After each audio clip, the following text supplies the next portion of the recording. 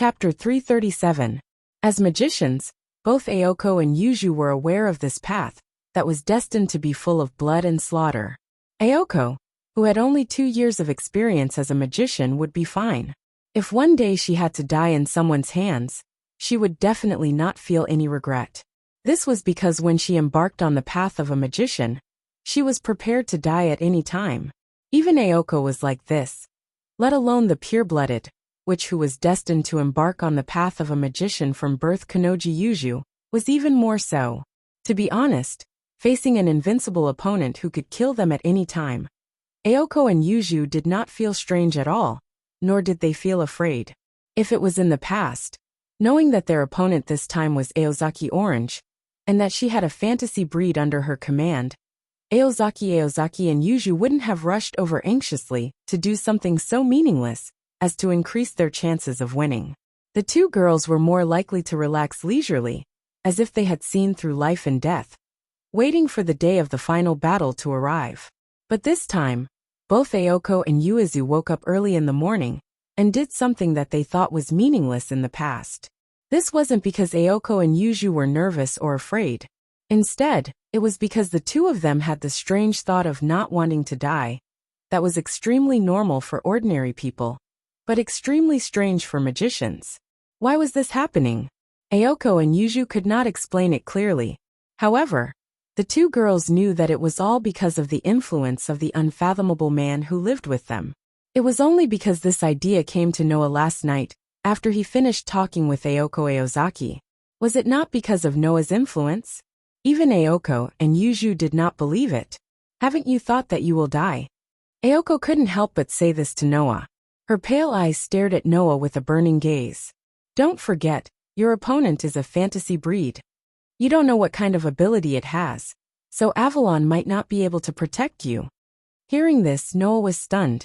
However, when he saw the strange emotions in Aoko's eyes, he looked into her eyes and said unhurriedly, I'm sorry, but I'm sorry. Even though I have Avalon, I'm not arrogant enough to think that I'll be safe with it. Then aren't you afraid? Aoko Aozaki asked aggressively. Every time you fight with an enemy, aren't you afraid that you will lose or die? Can I not fight because I am afraid of losing or dying? Noah asked in return. That's not what you'd think. I don't think so. I am just curious why you don't think so. Aoko stared at Noah. You said that Chang's familiar had something you wanted, and that you would fight for it even if you had to die. Didn't you? Is this the reason for you to fight? It is impossible for Orange and me to compromise. We have to fight. Yuju is the manager of the Spirit Vein in Sano City, so she has a reason to fight. Aoko's voice was surprisingly cold. If the thing on Orange's familiar isn't valuable enough for you to risk your life to obtain, then you should withdraw from this battle.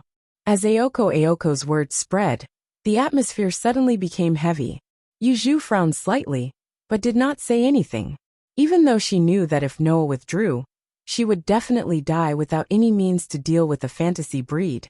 But Yuju did not have any objections to Aoko's suggestion. Seeing Aoko and Yuju's behavior, it was impossible for Noah not to be angry. The reason for fighting? Even if it wasn't for the world fragment, just by the fact that the three of them lived under the same roof for a month or so, and the fact that they fought side by side for the past month, as companions, how could Noah watch Aoko and Yuju die in vain? Noah could even save someone like Shizuka Kusajikuro, whom he had only seen 2 or 3 times, for the sake of feeling refreshed. He was even willing to fight against the Magic Association. Now, for the sake of Aoko Aochi and Yuju, could Noah not fight against the existence at the top of the fantasy breed? Noah had said that he would only do what he liked. If Aoko Aozaki and Yuzu were people like Wen Bingyong Lee that he hated, Noah would definitely not be so free as to be a saint. However, after a month of living together, Noah still had some feelings for Aoko and Yuju. As the reason for fighting, this was enough. Of course, if he said this reason, Aoko and Yuju, who were not very emotional, would definitely not agree. However, what Noah needed was not approval. What's the reason? Noah suddenly asked. What's the reason for persuading me to withdraw from the battle? Aoko Aozaki fell silent. At this time, Yuju answered Noah's question. Don't you still have a family? Noah suddenly realized. So that's why. Ayoko and Yuju persuaded Noah to withdraw from the battle, because Noah's words last night had touched the two girls. Ayoko Aozaki and Yuju were both prepared to die for this the moment they stepped onto the path of magicians. Ayoko's family didn't object to Ayoko's choice, so they must have been prepared for it, right? Needless to say, Yuju's parents had already passed away, so no one would worry about her. However, Noah was different. If Noah died, there would be a lot of people crying for Noah. Because Noah was so gentle and resolute when he mentioned family last night, Ayoko and Yuju both understood that Noah was different from them, and had a very important bond. To put it simply, both Ayoko and Yuju were soft-hearted. Alas, Noah sighed, closed his eyes, and after a while, opened his eyes. This is really not like you. Ayoko and Yuju were stunned at the same time. I said, I'm not arrogant enough to think that I'm absolutely safe, but just like Ayoko said, I didn't think that I would lose or die. Noah said calmly, if you say that I don't have enough reasons to fight, then I have a lot of reasons to not lose, and not to die. Then, Ayoko seemed to want to say something, but she was interrupted by Noah. However, this is definitely not an excuse to avoid the battle. Noah looked straight at Ayoko Aozaki. I believe that if it were you, you would make the same decision as me, because you will never allow yourself to escape. Ayoko was speechless. Your sister once asked me if I was your possession. Noah suddenly laughed. At that time, I told her that even if I was, it was because you were my possession. Who's your property? Ayoko yelled, but Noah ignored her. If you really want a reasonable reason to fight, then I'll tell you now. Noah glanced at Ayoko Aoki, then glanced at Yuju, and then smiled. I don't mind treating you as my possession, and then fighting for you. Whether it was Ayoko or Yuju, they were both people with strong self-esteem. If it was any other time, if anyone declared that they were his possession in front of these two girls, that person would definitely die a horrible death. But this time, Ayoko and Yuju looked at Noah in a daze, and did not respond for a long time. Looking into Noah's dark and deep eyes, Yuju lowered her head. After a while, she opened her red lips. This morning, there was a magical reaction at the position of the last fulcrum. Noah's pupils contracted. That's a letter of challenge from Chung, Yuju said in an emotionless voice. Chung is even more impatient than we thought. Is that why you suddenly asked such a question at this time? Noah smiled bitterly and raised his head. When? Tonight. Ayoko's voice became strong and firm again, full of determination. Tonight is the final battle. With this sentence as the conclusion, the man and the two girls in the courtyard fell into silence at the same time. They did not speak anymore, and just looked at the bright sky above their heads, silently counting down. Chapter 338. When dusk came, the mansion lit up with lights that only appeared at night, bathing the slightly dim corner of the courtyard in the light. The light mixed with the brilliance of the setting sun was unusually dazzling. I'm back. Shinji Kusajikuro walked into the living room with a smile as usual, as if he had really returned to his own home. His face had a reassuring smile, making people involuntarily let down their guard. At this time, Noah, Ayoko Aozaki, and Yuju were all gathered on the sofa in the living room. Of course, the three of them were just waiting for the arrival of the night. There was no need to discuss countermeasures, because the countermeasures had already been discussed at the beginning. Noah would deal with the Golden Wolf Bio. Aozaki Orange would deal with Ayoko Aozaki and Yuju. It was such a simple countermeasure. Other than that, there was no need for any other countermeasures. Looking at Shinji Kusajikuro, who walked into the living room with a sincere smile and greeted everyone, Noah really admired him. An ordinary person, in a circle full of monsters that had the power to pinch him to death in an instant. Not only could he die at any time, but he also had to be forced to live under the same roof with these terrible existences. Under such circumstances, if an ordinary person with common sense was in this situation, even if they were not scared to death or collapsed, they would still live in fear and trepidation every day. But Shinji Kusajikuro seemed to really not care about his life being taken away at any time. Every day, He went in and out of the mansion with a clear conscience. He never thought of running away, never worried. And every time he came back, he would wear a smile as if he had really returned home. How could Noah not admire such a temperament? Unfortunately, for Shinji Kusajikuro, this kind of life had come to an end. Shinji classmate Ayoko Aozaki, who was sitting next to Noah, sat cross-legged on the sofa in a very natural posture, and glanced at Shinji Kusajikuro. Tonight you are not allowed to go anywhere. Shinji Kusajikuro was stunned. But I have to work at night. Ask for leave. Ayoko said to Shizuka Kusanagi in an unquestionable tone with a serious face. Only tonight, you are not allowed to go anywhere. This is not asking for your opinion, but our arrangement for you. You have no right to object. Shizuakaro Kusanagi was completely stunned. With Shizuka Kusakuko's intellect, he naturally couldn't understand why Ayoko would make such a decision. However, this decision was inevitable. This was because tonight was the final battle between Noah, Ayoko Aochi, and Yuju against Aochi-chung. If there were no accidents, the month-long tug-of-war would end tonight. Then the fate of Shizuchi Kusajuru was decided. With Noah's extraordinary memory and comprehension, he had already memorized all the Rinne's magic tricks in Yuju's library. The only thing he lacked was practice. Of course, this included the phrase forgetful like a nun. Shizuchi Kusajuru was originally suspected of being Aochi-cheng's accomplice, so he was arranged by Noah, Ayoko Aochi, and Yuju to stay in the manor house, in the form of surveillance. As long as there was a winner tonight then, it didn't matter if Shizuchi Kusajuru was Aochi-cheng's accomplice or not. If Ayoko Aochi and Yuju came back alive, then there was no reason for him to stay. Therefore, once tonight's victory was decided, Shizuchi Kusajuru's memory of magic would be erased, and he would return to the life of an ordinary person. Of course, Shizuchi Kusajuru was still suspected of not being Aochi-cheng's accomplice. In order to prevent Shizuchi Kusajuru from doing anything if he was really Aochi-cheng's accomplice, Ayoko Aochi and Yuju couldn't let Shizuchi Kusajuru wander around at this important time of the final battle. Shizuchi, tonight you stay in your room. Noah sighed slightly. I will engrave an imprisonment rune in your room. That rune will last until morning. Noah turned his head and looked at Shizuchi Kusajuru. If we can come back before tomorrow morning, I will let you out and erase your memory. If we can't come back, then you can do whatever you want. Except for your room, you are not allowed to go anywhere else. Yuju said coldly to Shizuchi Kusajuru. Even if the imprisonment magic disappears tomorrow morning, if you wander around my house, there are many ways to destroy you. This time, no matter how stupid Shizuchi Kusajuru was, he knew that today was the last day he could stay here.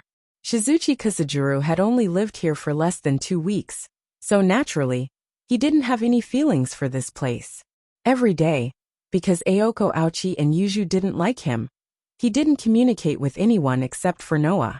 Therefore, knowing that he was about to be allowed to leave the mansion, Shizuchi Kusajuru nodded obediently without any joy or sadness. I understand. I will ask for leave from work at night, and I won't come out of my room until dawn. Even if I come out, I will go directly to my original place. Very good. Ayoko Aochi nodded with satisfaction, and said to Shizuchi Kusajuru in a rare friendly manner. Then you go take a shower first. Okay. Shizuchi Kusajuru nodded quickly, turned around, and left the living room. Should I say as expected of him? Noah touched his nose. If an ordinary person knows that their memory will be erased, they will have some resistance no matter how unwilling they are. But Shizuchi doesn't seem to care at all. As expected, this person is incompatible with ordinary people. He has no sense of self at all. Even his sense of existence is extremely weak. Ayoko Aochi said with pity and disgust. I hate this kind of person the most. I really don't get along with him. Anyway, Shizuchi's matter is arranged like this. Noah looked up and looked at Ayoko Aochi and Yuju. I haven't asked you before, but do you have a chance of winning against Aochi? I can only rely on the magic recorded in the Aochi family's magic seal, and I don't know how to use magic. Ayoko Aochi pouted unhappily. My sister knows the magic of the Aochi family very well. If I were to go against her, I only have a 10% chance of winning. 10%. Noah smiled. You only learned magic for 2 years, and you dare to say that you have a 10% chance of winning against my sister, who has learned magic since young and has amazing talent? There is no such thing as absolute in a magic battle. Ayako Ouchi's voice was emotionless. There was only determination. Even if there is no chance of winning, I will create a chance of winning. I won't admit defeat in front of that idiot of a sister so easily. What about Yuju? Noah looked at Yuju. How are you compared to Ouchi?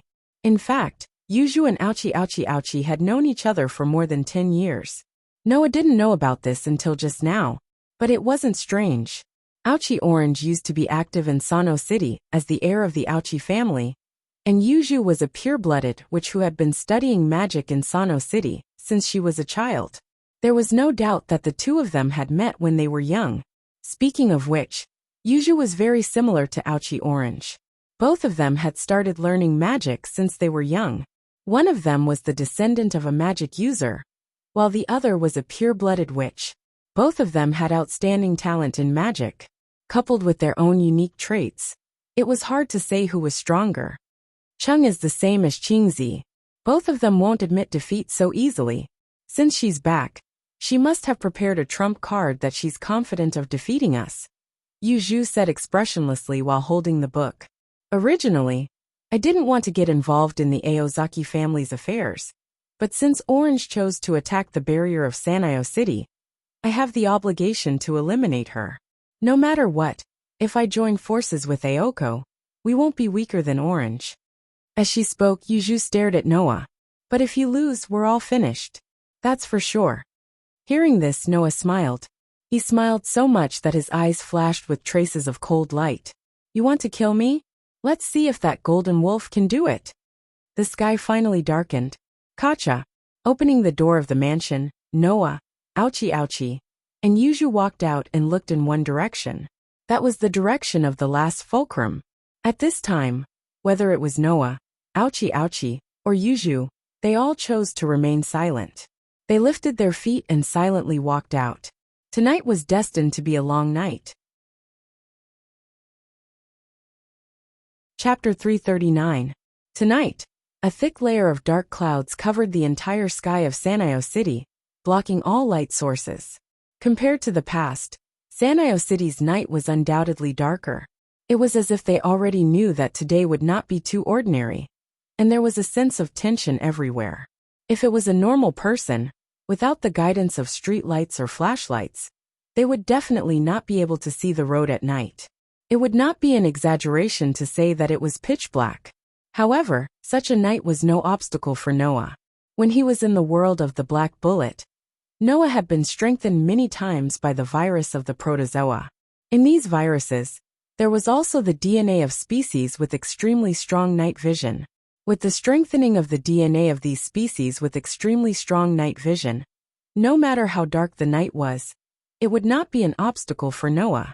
Ayako Aozaki and Yuju seemed to have used magic to strengthen their 5 senses in advance.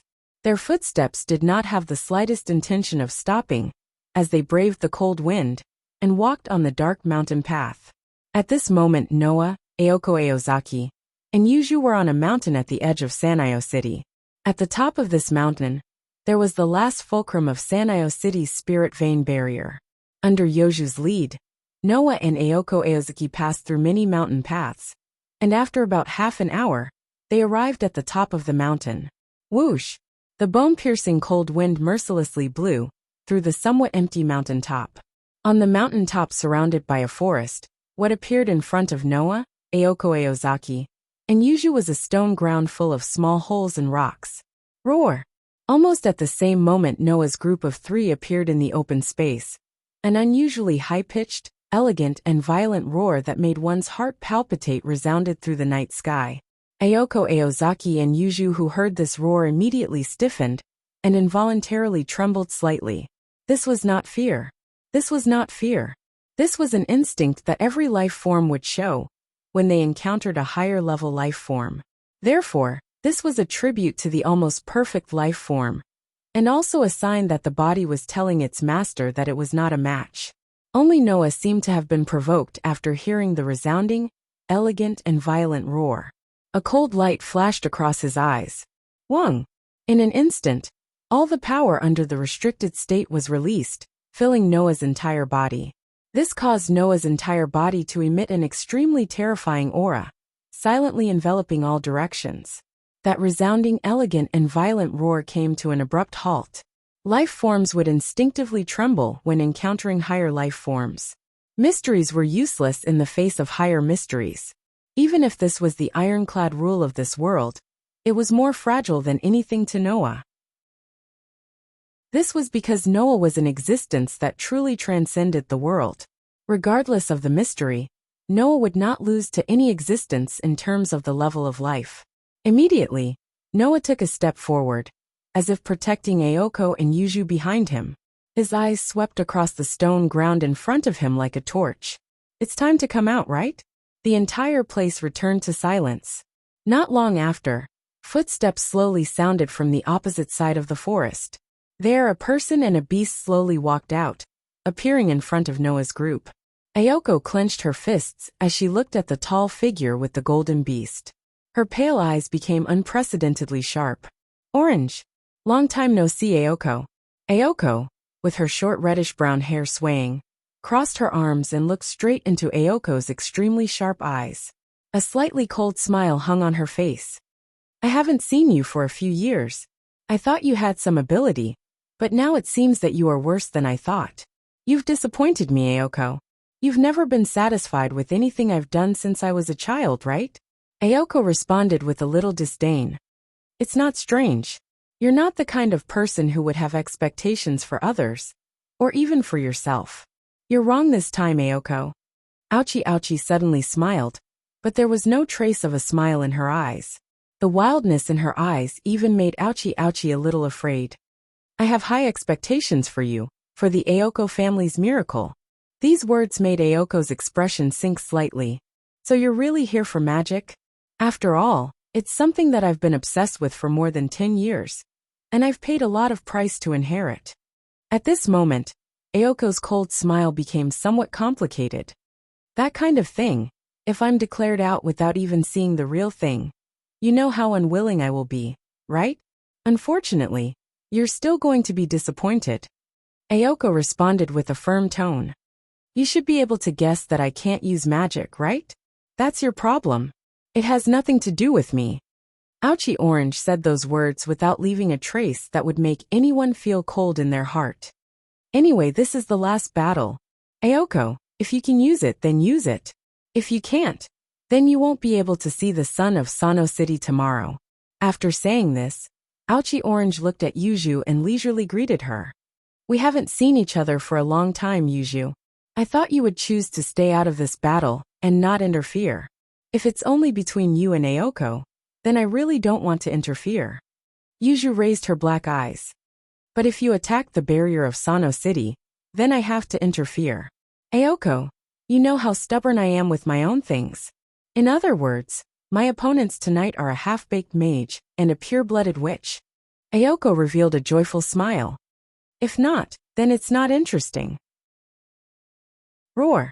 Perhaps the Golden Wolf Bio was impatient with Ouchie Orange's leisurely greeting the enemy before the battle, so he let out a low growl with a ferocious expression on his face. From the beginning to the end, Golden Wolf Bio's emerald eyes only stared at one person. That person was Noah, who had been silent all this time. Noah just stood there calmly, and didn't even look at Golden Wolf Bio. The magic power in his body fluctuated bit by bit like the atmosphere, making Noah's whole body emit a pressure that made people's hearts tighten. Seeing Noah like this, Golden Wolf Bio seemed to be a little anxious. Because of the influence of the world fragment, Golden Wolf Bio had an abnormal obsession with Noah. However, Golden Wolf Bio, who only had the rationality of a wild beast, couldn't tell what this obsession was. This caused him to feel very anxious when he saw Noah. Golden Wolf Bio obviously didn't like this feeling of anxiety, so much so that it drew out the fierceness in Golden Wolf Bio's heart. It made Golden Wolf Bio want to tear Noah into pieces immediately to expel this feeling of anxiety. This was also the reason why the Golden Wolf Bio, had become so violent around Ouchie Orange during this period of time. TSK. Ayoko seemed to have also noticed Golden Wolf Bio's abnormal behavior and clenched her teeth. That's why I hate wild dogs that can't communicate. Compared to Aozaki Orange, Aozaki Ayoko and Yuju paid close attention to Bio's every move. Ayoko wasn't the kind of person who cherished things. She even casually squandered an expensive doll. However, Ayoko and Yuju couldn't ignore Golden Wolf Bio's identity as a fantasy breed. For magicians who studied mysteries and miracles, Golden Wolf Bio was definitely an existence worthy of respect and admiration. Therefore, Noah was the only one who maintained his initial calmness among the crowd. Can we start now? You can't wait? Ayoko licked the corner of her mouth flirtatiously. If that's the case, then there's no need to waste time. After saying that, Ayoko sneered. Bio, you can do whatever you want today. I won't stop you. As soon as she finished speaking, almost in the blink of an eye, the sound of something falling to the ground was heard beside Ayoko. Puchi. Immediately after that, the sound of something being pierced rang out. Blood splattered into the sky. Chapter 340. Ouchie Orange only felt a gust of wind blowing from her side. Then, a presence appeared beside her, in front of Golden Wolf Bio. Puchi. A tearing sound echoed almost at the same time, bringing with it a burst of dark red blood.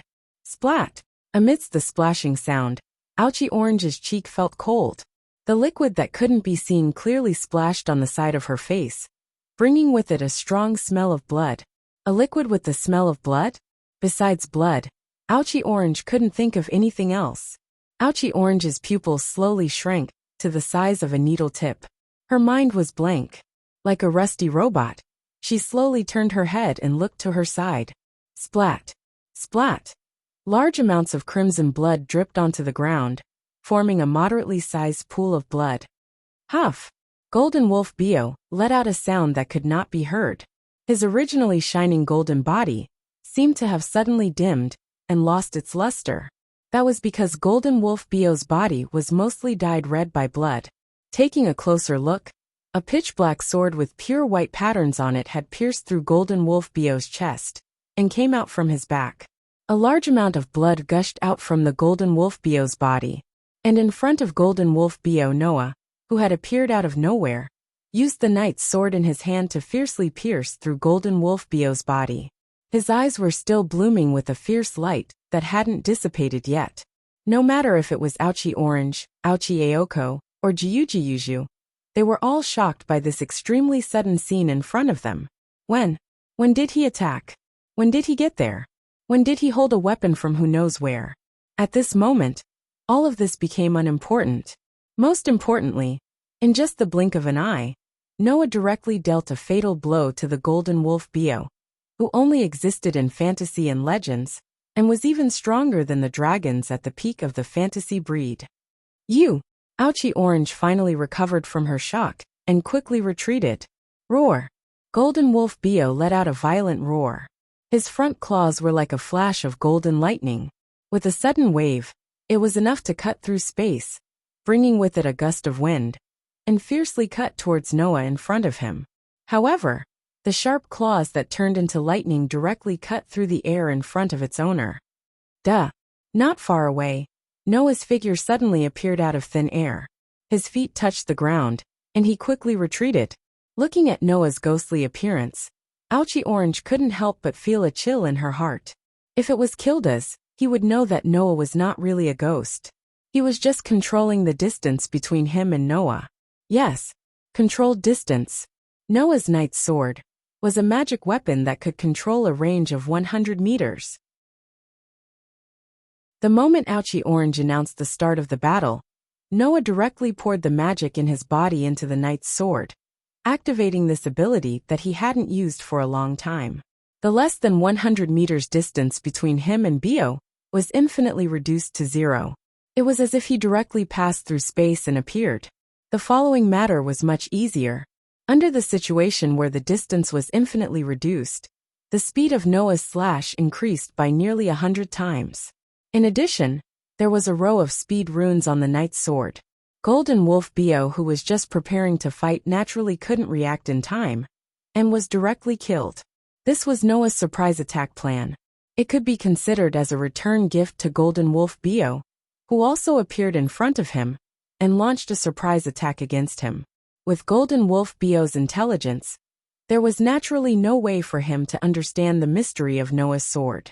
However, the intense pain from the fatal wounds on his body completely aroused Golden Wolf Bio's ferocious nature, causing his gem-like resplendent eyes to turn scarlet red. Roar! Immediately, a berserk roar erupted from Golden Wolf Bio's mouth, which was constantly spitting out blood. Wang! Suddenly, Golden Wolf Bio's entire body emitted a dazzling light. In the dazzling light, Golden Wolf Bio directly turned into a meteor-like radiance. With a turn, he fiercely shot out. Xiao! In the sharp sound of breaking the air, the golden meteor was like a meteorite falling from the sky. It rubbed against the atmosphere, causing the atmosphere to tremble and panic. The outline of the meteor seemed to be wrapped in a layer of flames as it mercilessly crashed into Noah's body. This process didn't even take a second. It was also only the blink of an eye. However, Noah was able to appear in front of Golden Wolf Bio in the blink of an eye, completely relying on the knight's sword's ability to control the distance within 100 meters. Golden Wolf Bio, on the other hand, relied purely on speed. This speed was even faster than the last time he retreated in front of Noah. Moreover, it wasn't just a bit faster. His field of vision was occupied by the dazzling light emitted by the golden meteor. At this critical moment, Noah's face tightened. He fiercely raised the knight's sword in his hand and placed it horizontally in front of his chest. The golden meteor directly crashed into the knight's sword. Clang! A shockingly loud sound that was 100 times louder than when the giant bell was fiercely struck suddenly shook the air like a storm, blowing in all directions. Noah only felt an unparalleled force impact the knight's sword in his hand. It was as if a heavy mountain was directly pressing down on it. The impact made Noah's hand numb, his body trembled, and he was heavily sent flying. In a hurry, Noah only had time to stabilize his body and forcefully stomp on the ground. Kacha! Where his foot landed, the ground was suddenly trampled by Noah. Pa pa pa pa pa. Even in such a situation, Noah still couldn't dispel all of the force. His body was pushed back violently, and in a series of bone-chilling, shattering sounds, wherever he passed, the ground was crushed by Noah's powerful stomp, leaving 2 deep trenches in the ground. Xiao, the golden beast that turned into a meteor like dazzling light, did not show any mercy. Once again, it pierced through the air and shot in the direction of Noah, who was still madly retreating on the ground. Ding! At this moment, the sound of a bell faintly rang. Splash! Immediately, the sound of something falling into the water also rang. Build it up with wood and clay, wood and clay, wood and clay, build it up with wood and clay, my fair lady. When such a song came from the ground also shook like an explosion. It cracked open like a volcanic eruption, and a large piece protruded out. Wood and clay will wash away, falling down, build it up with bricks and mortar, my fair lady. The song was still reverberating, and as heavy and vigorous as a tower. Fingers rose from the ground, forming a huge arm. Like a bridge, it suddenly waved in the direction of the golden meteor that was exploding towards Noah. The golden meteor that was flying through the air suddenly stopped without any warning. Dong! The huge arm landed in front of the golden meteor, causing the ground to tremble and rocks to crumble. Circuit! Continue! In the next second, an awe-inspiring voice rang out. Pung pung pung pung. The phosphorescent blue light formed into heavy cannonballs, and with a dull thud, they landed one by one on the golden meteor's body. Pung pung pung pung. Blue flames and thick smoke exploded on the golden meteor's body at the same time. Impressively, it was Aoko's magic bullet. As for that gigantic arm, it belonged to one of Yuju's strongest tamed demons, Tem's troll. Aoko! Yuju! Aoko's angry voice echoed above the stone ground. Don't forget, there's still us. Following that, Aoko's resolute voice resounded and reverberated in the air. Chapter 341. As a fantasy breed that was born from mystery and miracles, Golden Wolf Bio wouldn't be defeated by the magic of modern magicians under the rules of magic, where mystery was defeated by a higher level of mystery. Therefore, when Aoko's magic bullet hit Golden Wolf Bio's body, not only did it not cause any injury, Golden Wolf Bio didn't even feel the slightest bit of pain. However, Aoko's overconfident attack angered Golden Wolf Bio. Roar! Amid a soul-trembling howl, the golden meteor rotated and transformed back into its golden wolf form, as if it were a liquid. Golden Wolf Bio, who had once again returned to his sacred golden wolf form, not only did his resplendent fur return to its original dazzling golden color, but the fatal wound on his body, that was enough to kill an ordinary life form, had also disappeared. It was as if nothing had happened. Seeing this scene from afar, Noah didn't show any surprise or shock. He only revealed a troubled expression, as if he had expected this. Golden Wolf Bio was a miracle born from fantasy. Other than his lack of intelligence, he could be considered a perfect life form. As a fantasy breed, although Golden Wolf Bio was born in the form of a werewolf, his body wasn't fixed. Like a materialized soul, he could freely choose his own appearance. Therefore, the Golden Wolf Bio could transform into a golden meteor, a majestic gorilla, a powerful bull, or even a human form. It could transform into any form it wanted. And it could transform into anything. Even a disgusting existence like a protozoa could have a decent regenerative ability. Noah wasn't surprised at all that such a miraculous life form had a terrifying regenerative ability and an immortal body. However, in this way, it would be difficult to defeat Golden Wolf Bio. Aoko seemed to have considered the same thing. Her pretty face tensed up, and her arm that was flickering with phosphorescence subconsciously aimed at Golden Wolf Bio. Roar! Golden Wolf Bio howled at the moon.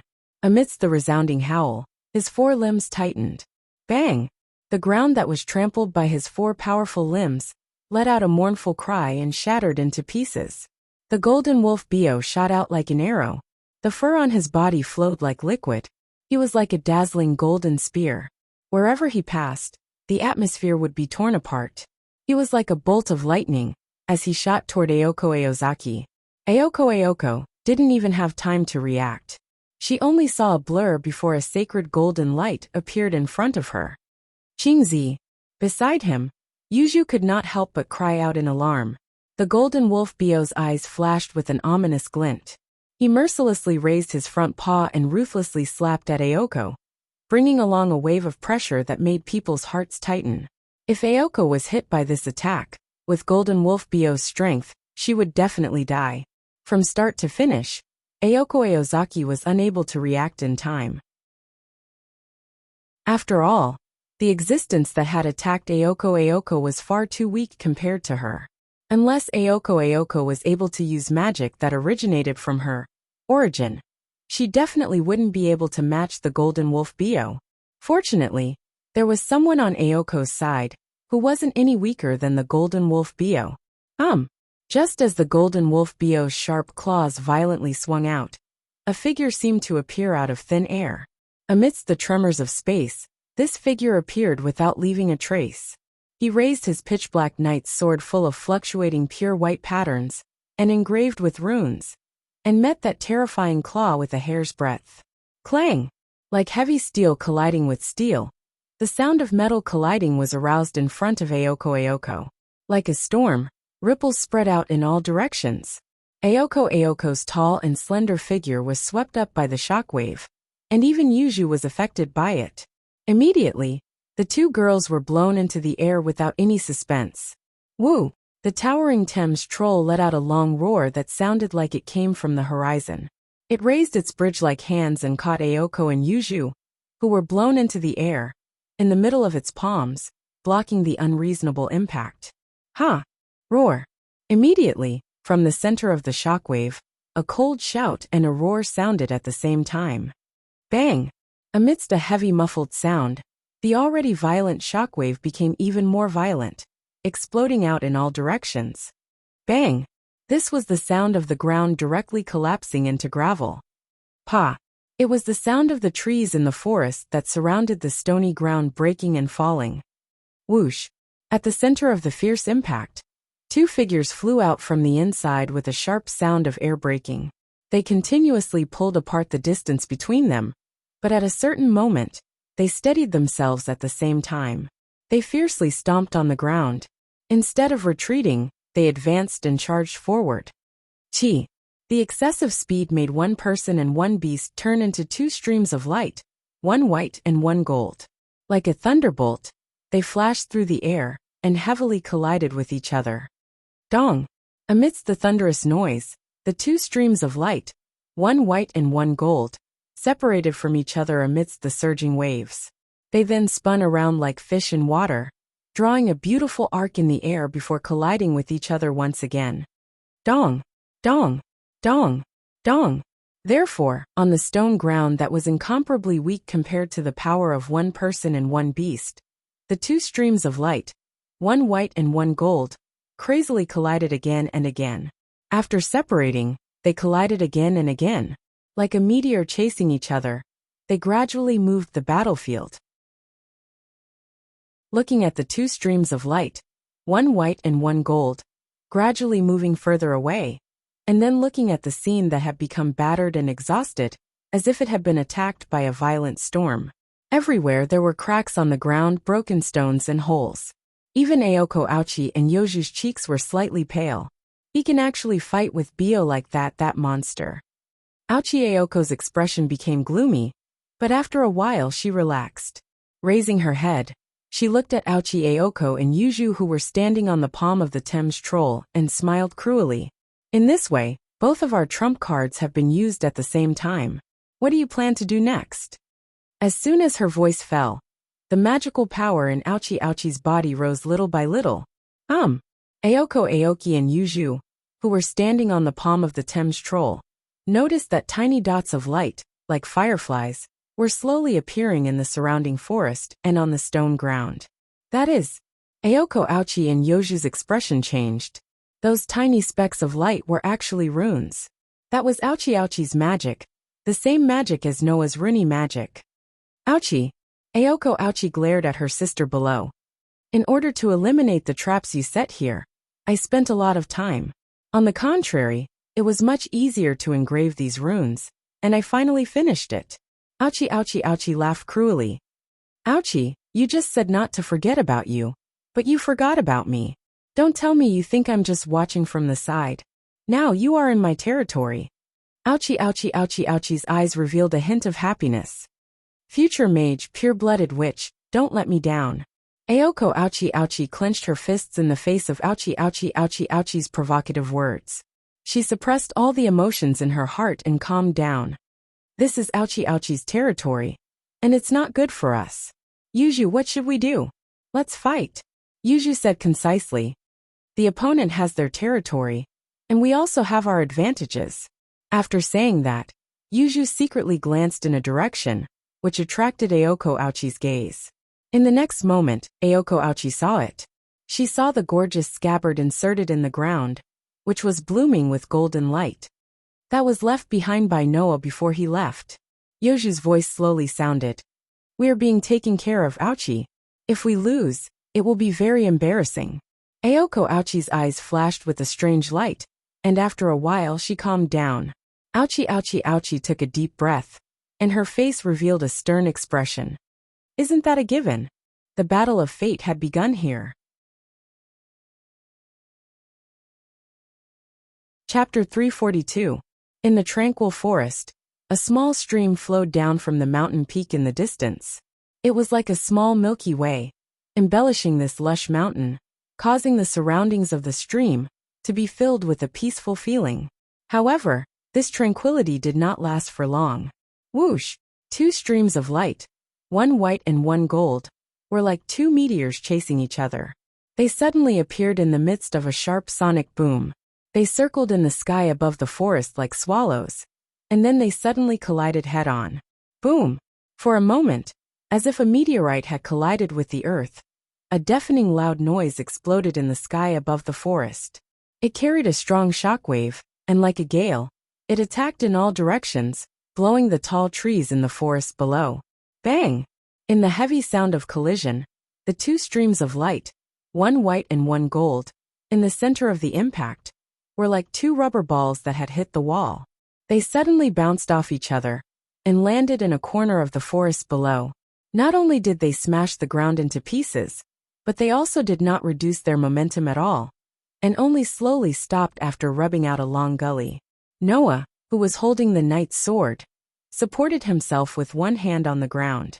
His body was like a crouching leopard, and the moment he stabilized his body, he raised his head and looked at the opposite side with a dignified expression. Roar! Opposite Noah, the golden wolf Beo's body was also tense. He arched his body and let out a roar that shook the air in the direction of Noah. In his emerald green eyes, ferocity was constantly rolling, making the beautiful and sacred figure of the golden wolf Beo look full of wildness, and it was terrifying. However, perhaps because he did not expect that he still could not finish off his opponent, the golden wolf Beo's ferocious beast eyes revealed a hint of fear and caution. He was like a lone wolf that was slowly approaching its prey, staring at Noah who was opposite him.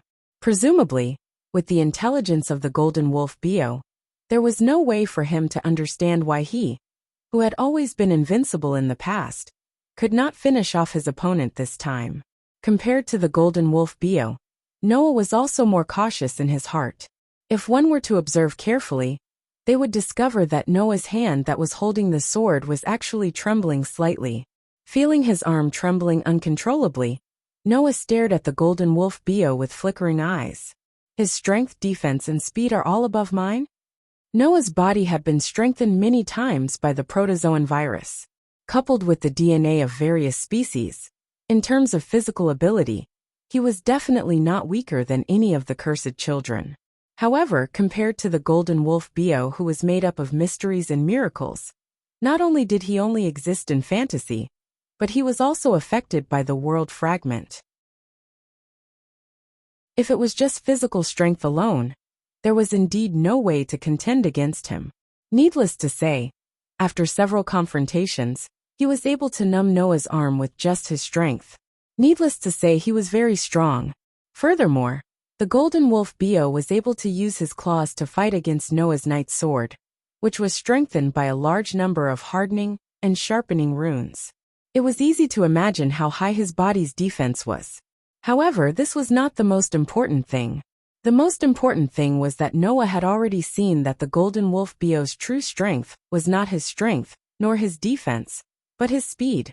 If it was not for the fact that Noah was able to use the knight's sword's ability to control the distance at will and leap, he would not have been able to fight with the golden wolf Beo to a standstill.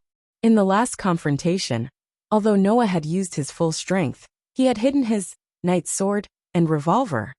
The golden wolf Beo did not seem to have used his full strength in the first confrontation. Just like Noah, he had hidden some of his strength. Therefore, in this battle, no matter if it was Noah or the golden wolf Beo, who was lacking in intelligence, both of them had a complete understanding of the situation. At this moment, the opponent in front of them was a strong enemy in the truest sense. After understanding this point, the golden wolf Beo did not care for the time being. However, Noah laughed, and he laughed very excitedly. If I don't do this, then it would be boring. As soon as he finished speaking, a dense blue flame suddenly burned on Noah's body. Come, it's your turn, magician. The other weapon in Noah's soul not only directly awakened from its master's call, it also released its true power in an instant. Dense blue flames rolled up amidst the vibrations in the air. They flowed out and gathered on Noah's back, turning into inorganic mechanical wings. Kacha! The pitch-black wing rotated, and the nozzle at the tip of the wing emitted a large amount of black light with a bang sound. Like two pairs of pitch-black light wings, they spread out on Noah's back. On the inorganic mechanical black wings that formed the wings of light, streams of light constantly flowed on the mysterious runes. The magician, who had transformed into the death feather form, stuck close to Noah's back, allowing Noah to float. Of course, Noah didn't just unleash his magician. Looking carefully, on Noah's arm, a bright light pattern spread out, covering Noah's sword hand. Impressively, it was the enhanced magic. The two weapons that were born from the soul blaze. The mysterious runes on the weapons that were added to the soul, none. In addition, there was another skill that he had trained for a long time. Enhance. At this moment, Noah finally brought out all his strength in the truest sense. He no longer held anything back. Bang!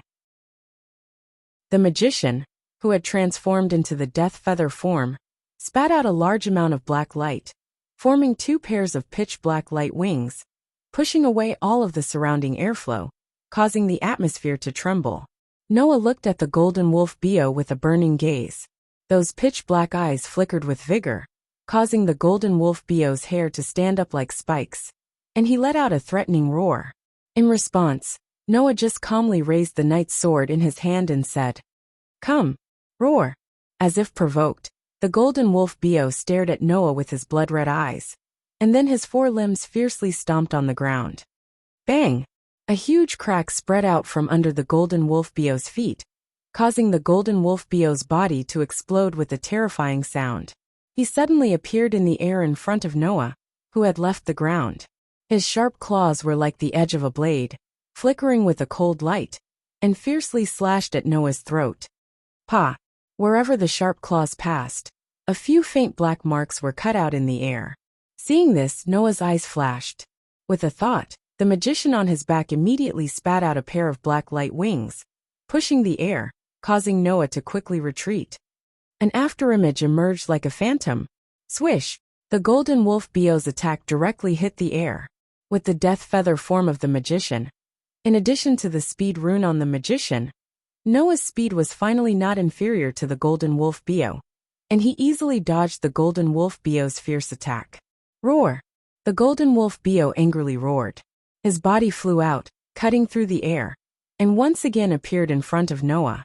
His sharp claws and teeth carried a deep sound as they pierced through the air, and fiercely smashed towards Noah in front of him. Looking at the storm-like golden wolf Bio, Noah bent his finger and flicked it. A bright white light suddenly flashed in front of him. Bang! The golden wolf Bio's sharp claws fiercely smashed into the white light, bringing about a deep sound. However, in the next moment, the white light wrapped around the golden wolf Bio's sharp claws. Bang! In the white light, the golden wolf Bio's sharp claws actually directly shattered and exploded. Super advanced destruction magic crush. Roar! The golden wolf Bio let out a painful low roar. At this moment, the knight's sword in Noah's hand trembled as he retreated, causing Noah's body to suddenly disappear. When he reappeared, he was already in front of the golden wolf Bio. Soon after, a fist that was mixed with a whirlpool of air heavily smashed onto the waist of the golden wolf Bio. That was the annihilation strike. Dong! In the muffled sound, the golden wolf Bio's low roar came to an abrupt end. His body flew backwards like a kite with a broken string, and heavily smashed into the ground. Chapter 343. Bang!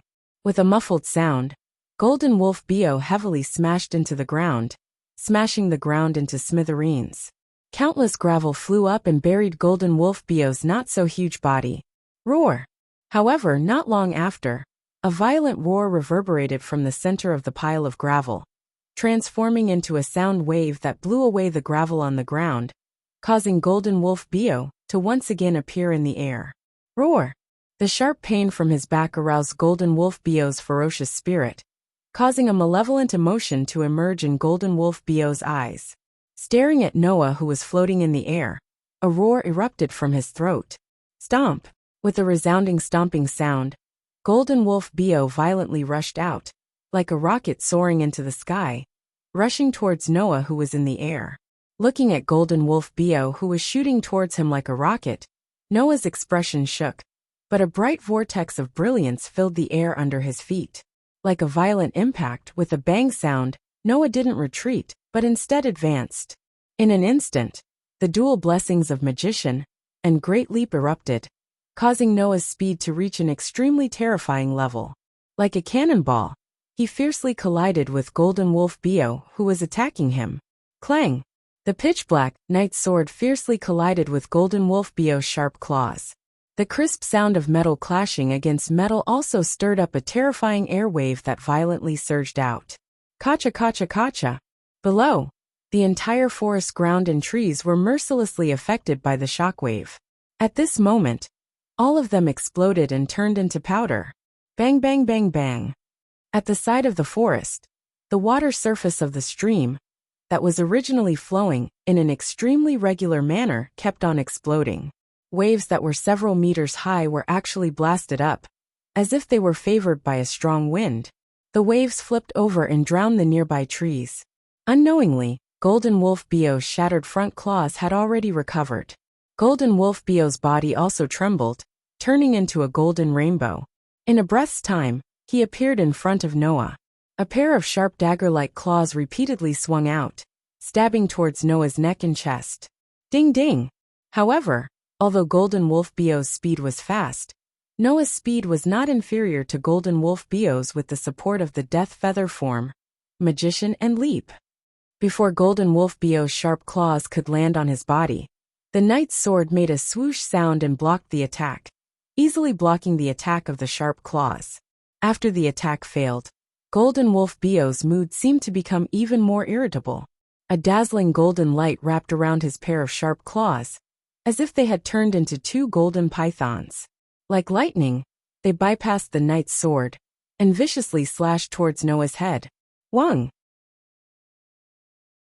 Unfortunately, just as those python-like sharp claws swept out, a brilliant white light flashed from Noah's body, enveloping Golden Wolf Bio's pair of sharp claws. Bang! In the midst of an explosion, within the white light, Golden Wolf Bio's pair of sharp claws were shattered on the spot and turned into flying ash. Clang! Almost at the same time, the light on the pitch-black knight's sword greatly increased, and the runes on the body of the sword lit up one by one. The pitch-black knight's sword also trembled, and with a sword cry, it turned into a white light. With a sharp slashing sound, it fiercely stabbed towards Golden Wolf Bio's direction. With the support of the knight's sword, S ability to control the distance, and the runes of the acceleration, this sword was simply like a white light flashing through space. It was incomparably fast. Golden Wolf Bio's forte was his speed, but under this attack, even Golden Wolf Bio's speed paled in comparison.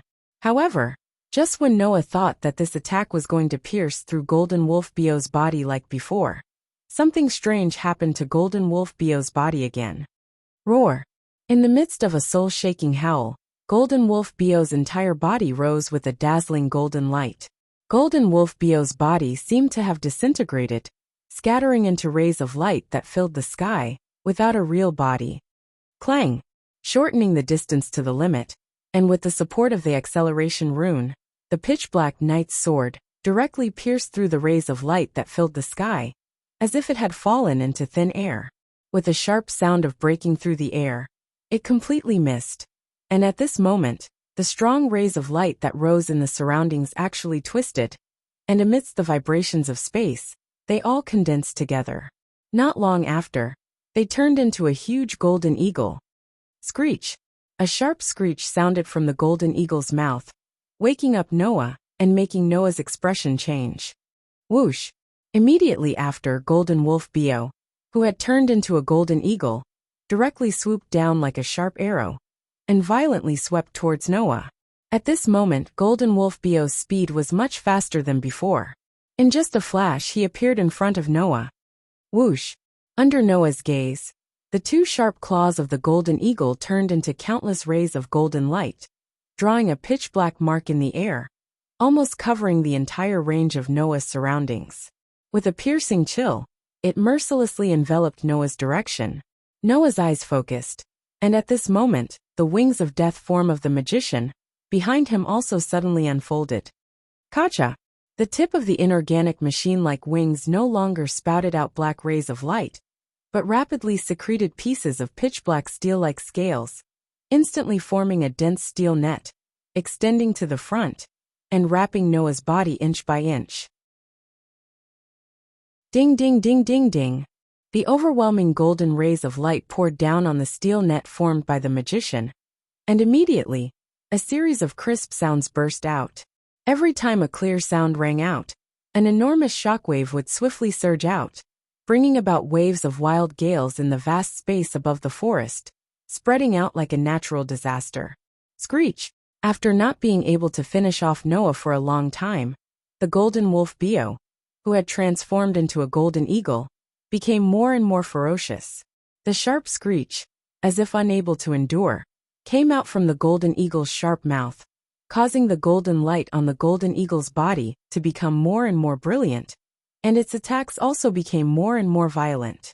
Ding ding ding ding ding.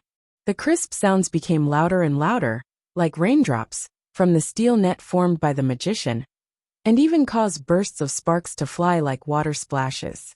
The aura of the golden wolf Bio, who had transformed into a golden eagle, fiercely soared. From afar, it was like a fierce beast from ancient times, emitting a malevolent and fiendish aura, causing people to be afraid. Kacha!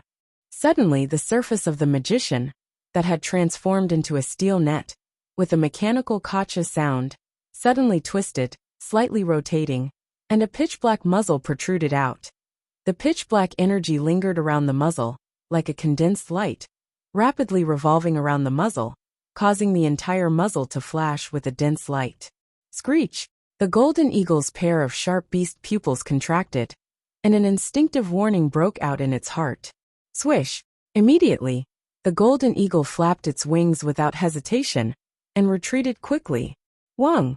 The dense light condensed in the pitch-black muzzle exploded at the same time, turning into a pitch-black light beam, and shot out.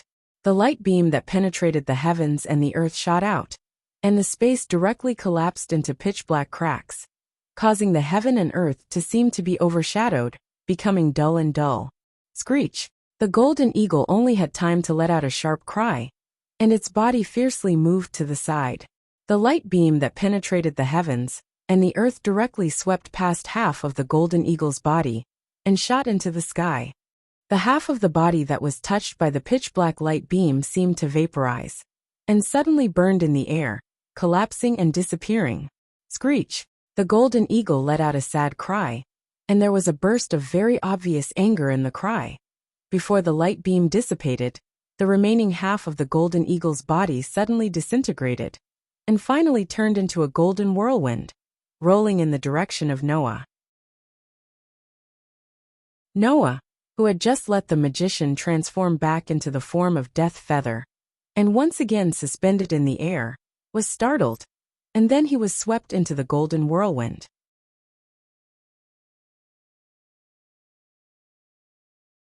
Chapter 344. Ho ho ho ho ho ho dash.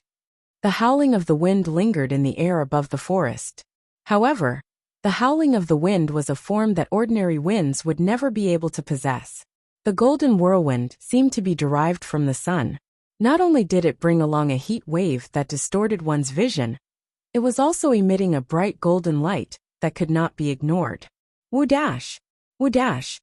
In the midst of the raging golden whirlwind, Noah was like a small boat in a storm, swaying up and down uncontrollably along with the waves. Especially the surrounding scorching wind, Noah's entire body was emitting smoke as if it was on fire, causing Noah's skin to hurt. Wong wong wong wong! Behind Noah, the tip of the magician's wings in the form of wings of death was crazily emitting a large amount of black light, forming a pushing force that bitterly supported Noah's body, preventing Noah from spinning away in the wind. However, he could not control the ups and downs of his body. In such an environment, Noah's entire body seemed to be imprisoned by an invisible binding. He could not move at all. Even if he used leap, he could not rush out of the center of the whirlwind. He could only bitterly struggle. Similarly, the knight's sword's ability to freely control the distance was also unable to take effect at this time.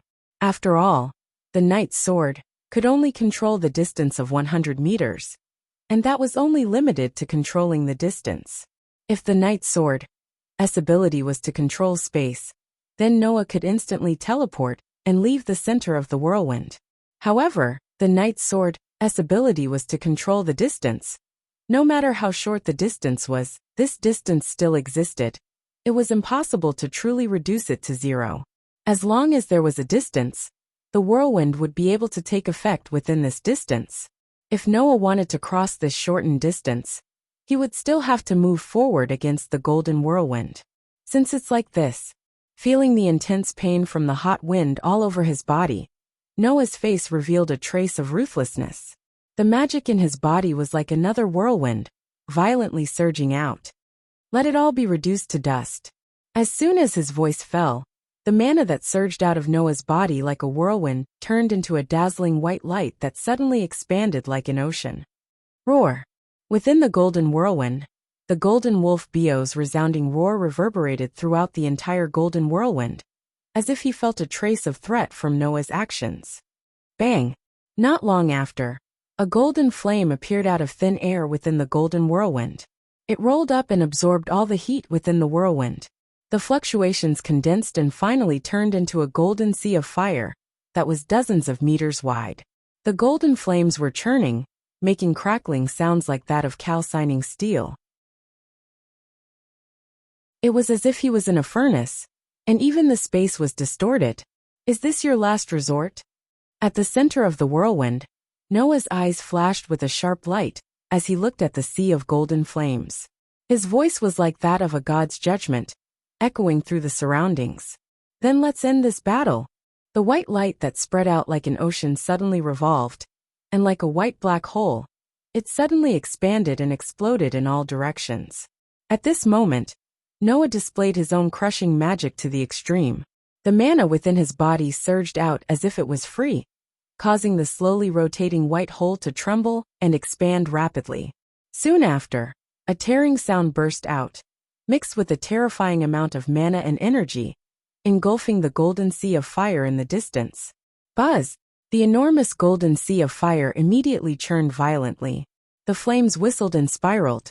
Finally, they vaguely agglomerated into a huge golden beast. The appearance of the golden beast seemed to have consumed a lot of the golden wolf Bio's energy, causing the golden whirlwind that bound Noah to become slightly dimmer. However, from that golden beast, Noah felt a real threat. Its body was extremely huge, not the slightest bit smaller than a small hill. Its shape was similar to the golden wolf Bio's wolf form, but there was a single golden horn on its head, flickering with a resplendent golden light. The appearance of that huge golden beast made Noah's heart tighten. He did not dare to underestimate it in the slightest. The mana within his body was crazily squandered, causing the crushing magic that had turned into a white hole to become even larger. Thus, the white hole that had locked onto its target did not hesitate in the slightest. As if it had teleported, it brought about terrifying spatial ripples in a few flashes, causing the surrounding golden whirlwind that filled the sky to tremble slightly. Roar! At the same time, the golden beast also erupted with an aura that could destroy the heavens and the earth. Raising its head, it let out a thunderous roar. Its four hooves moved, and like a rampaging mountain, it ferociously charged towards the white hole without any fear. The distance between the white hole and the golden beast was closed in an instant. Soon after, under Noah's gaze, two terrifying attacks that could burn mountains and boil seas collided with the solidified golden whirlwind in the surroundings like meteors. In the second when the two came into contact, the entire world became silent. The heavens and the earth suddenly turned violent, and the winds that filled the sky danced in all directions. It looked as if they were frantically escaping from the center of the collision. Immediately after, like a star contracting and exploding, the center of the collision contracted, and a moment later, it exploded. Rumble! Like a natural disaster, an impact storm erupted from a certain point of collision in the sky. Boom! The terrifying impact storm instantly expanded to cover an area of 100 meters, causing the thick pitch-black clouds in the sky to scatter. In the blink of an eye, they were blown away without a trace. The storm spanned across the entire world. The surrounding temperature seemed to have suddenly risen to the boiling point, causing the air in the space above the forest to become extremely dry. Ripples of wind and waves spread out from the horizon, occupying more than half of the sky, causing the space in the sky to become distorted and blurry. Pa pa pa pa. In the forest below, the trees that had already suffered great damage from the battle between Noah and the golden wolf Bio finally could no longer support themselves. One after another, they snapped and fell to the ground. Ka ka ka ka. On the ground, No matter how hard the rocks were, they were completely shattered at this moment, turning into countless gravel that fell to the ground with a crackling sound. Boom! Even if it was a place that was slightly far away, as long as it was slightly affected, the ground would immediately crack, and the trees would collapse. This caused the entire mountain to lose a large part of the forest, and the ground seemed to have been plowed, as a layer was directly scraped away. After a long time, the impact storm that permeated the sky began to gradually dissipate after spreading for an extremely long distance. However, the two auras that should have been in the center of the storm seemed to have directly disappeared, without the slightest movement. Swish! In the vast sky, in the impact storm that had yet to completely dissipate, suddenly, the sound of wind breaking rang out, and a black shadow also appeared from the storm. However, this black shadow did not show any signs of moving at all. Like a piece of trash falling from the sky, it powerlessly fell down. At the same time, another sharp sound of something breaking through the air rang out.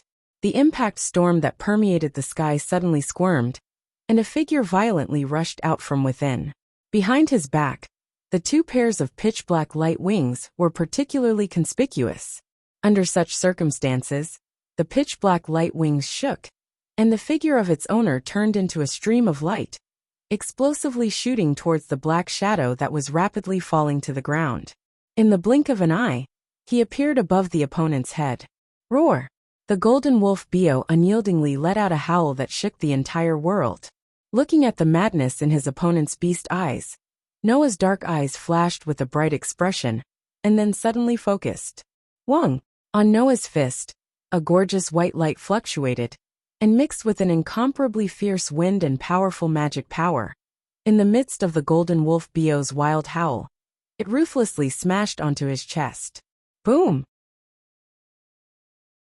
Under the impact of the crushing magic and annihilation strike, at the same time, the golden wolf Bio's body exploded, turning into a sky full of golden light. Within the golden light, pieces of broken feathers slowly appeared.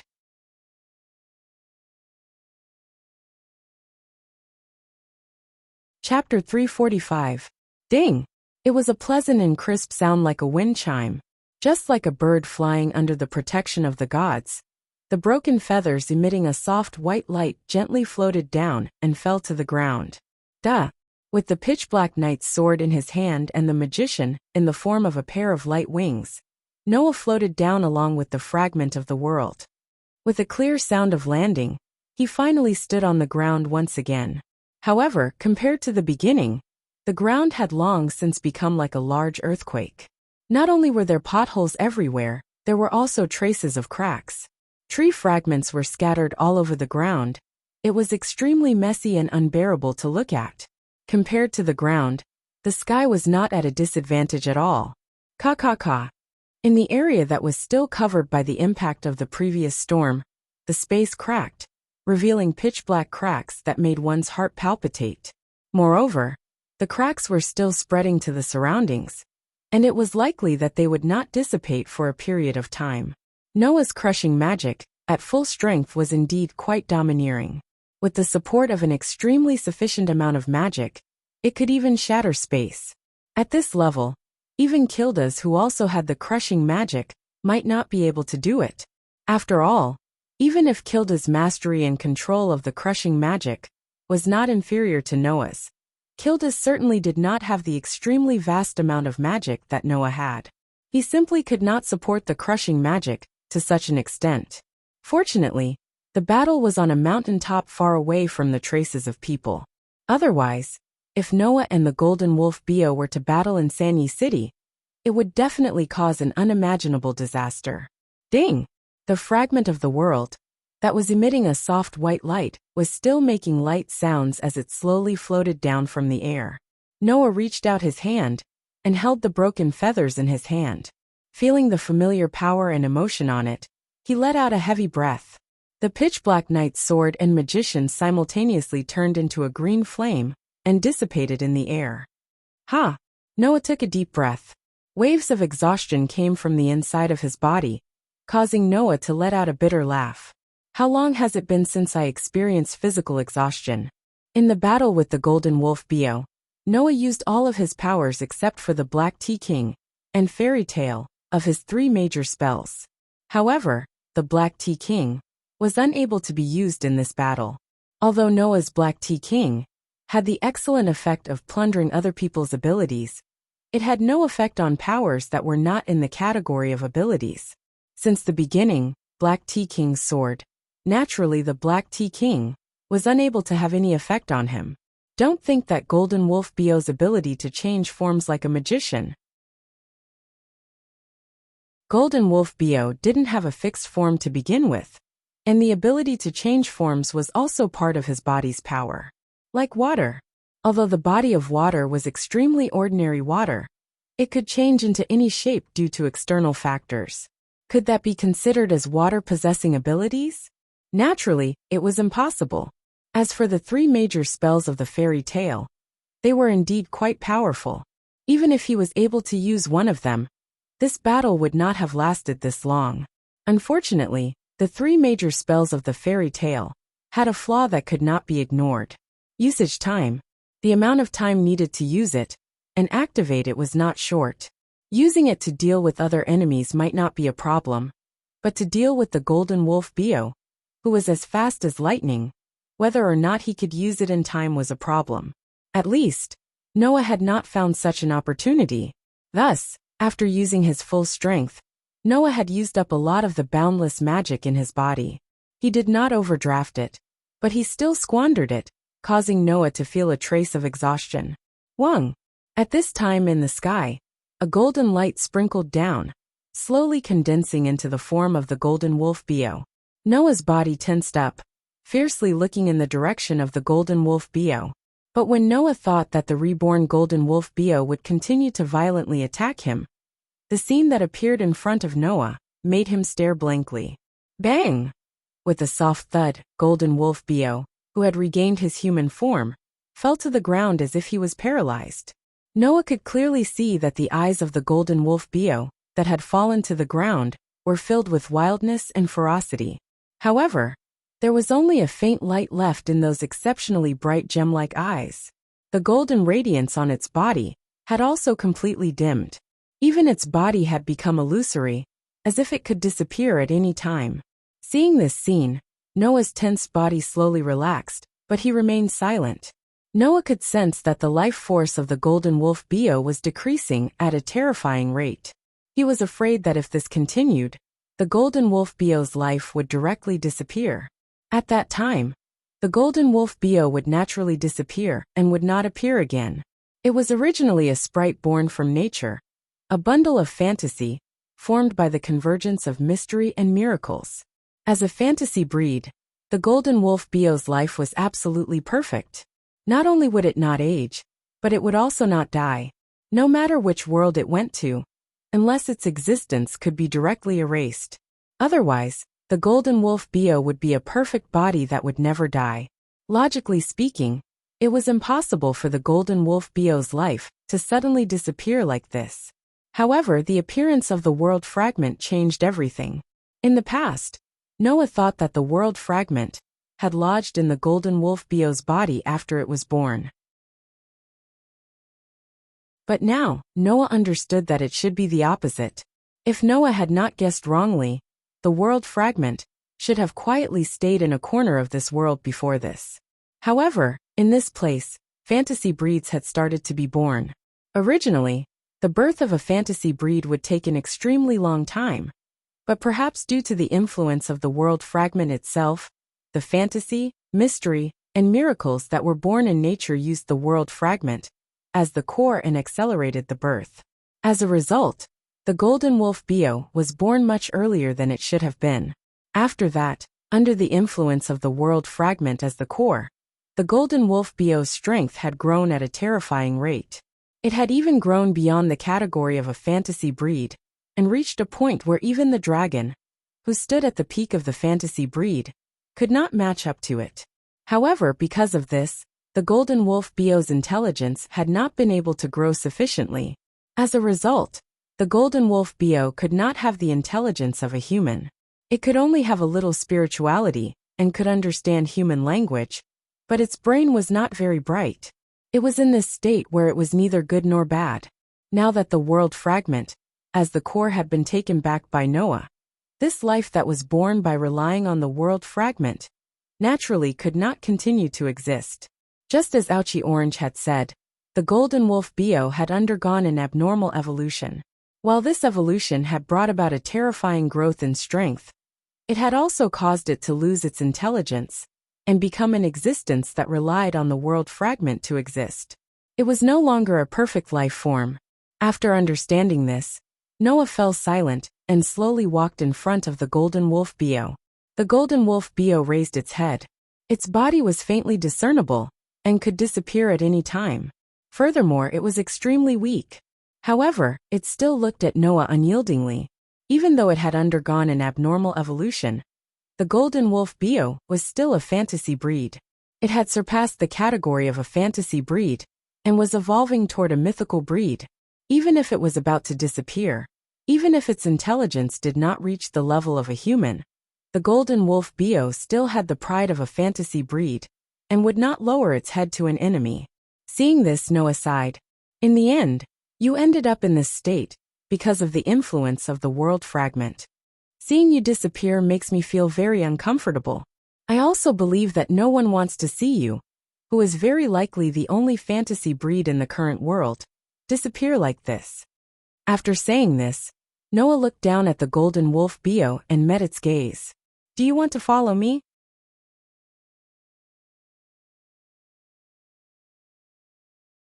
Chapter 346. The golden wolf's eyes were clearly startled.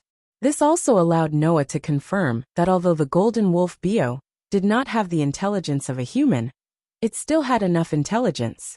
You have now lost the core of your life. Noah smiled. But I can replace the existence of the world fragment and let your life continue to extend. Noah extended his hand towards the golden wolf Bio. So, do you want to follow me? Replace the world fragment with himself? Was that something that could be easily done? Not to mention other things, if anyone could replace the existence of the world fragment, then wouldn't it be great? But for no reason. When Noah wanted to let the golden wolf Bio continue to live, he had such a feeling in his heart. Perhaps he could do it. This feeling was the intuition that had always guided Noah.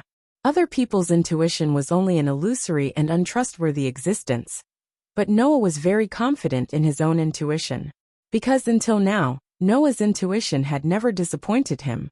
Therefore, Noah felt that he could definitely become the life of the golden wolf Bio, replace the world fragment, and let the golden wolf Bio continue to live. It was unknown if the golden wolf Bio really understood Noah's words, but he still raised his head and stared blankly at Noah's hand that was extended towards him, not moving at all. Noah did not rush him. He only quietly looked at the golden wolf Bio, patiently waiting for his reply. After a long time, Wang, the golden wolf Bio's body, suddenly released a burst of intense light, illuminating the battered surroundings.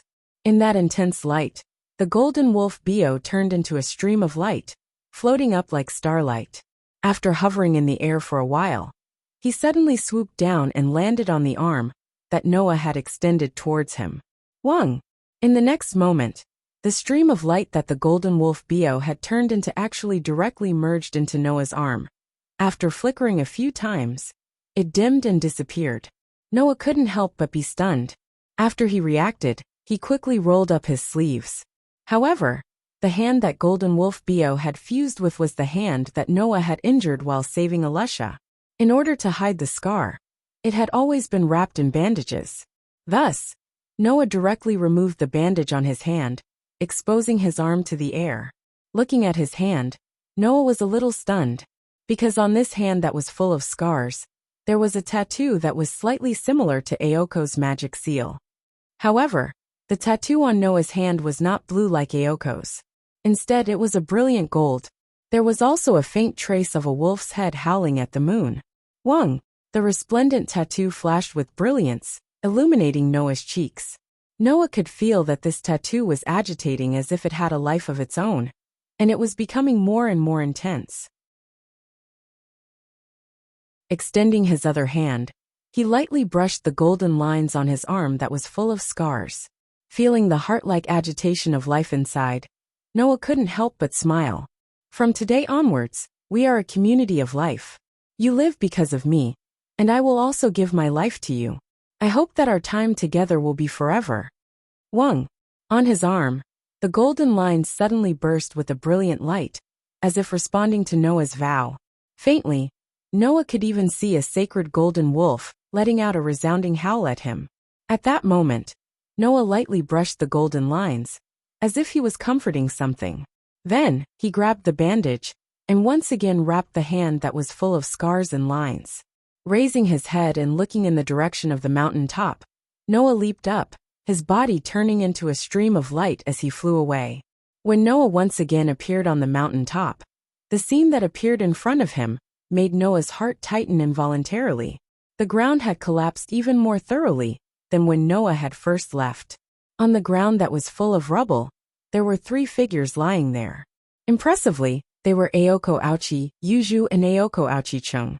Except for Aoko Aochi Chung, who was leaning against a tree trunk, Aoko Aochi and Yuju were directly lying on the ground. Moreover, the 3 of them were covered with bloodstains, and their injuries looked quite serious. Could it be that Aoko Aochi, after seeing that she couldn't win, wanted to perish together with Aoko Aochi, and fought with Aoko Aochi Chung? But that couldn't be right. Undoubtedly, Noah had left Avalon here before he lured the golden wolf Bio away. Moreover, Avalon still had plenty of magical power. Even if Aoko Aochi and Yuju were fatally injured every second, they could still be healed for 3 minutes. How could they still be injured? Aoko Aochi, Yuju.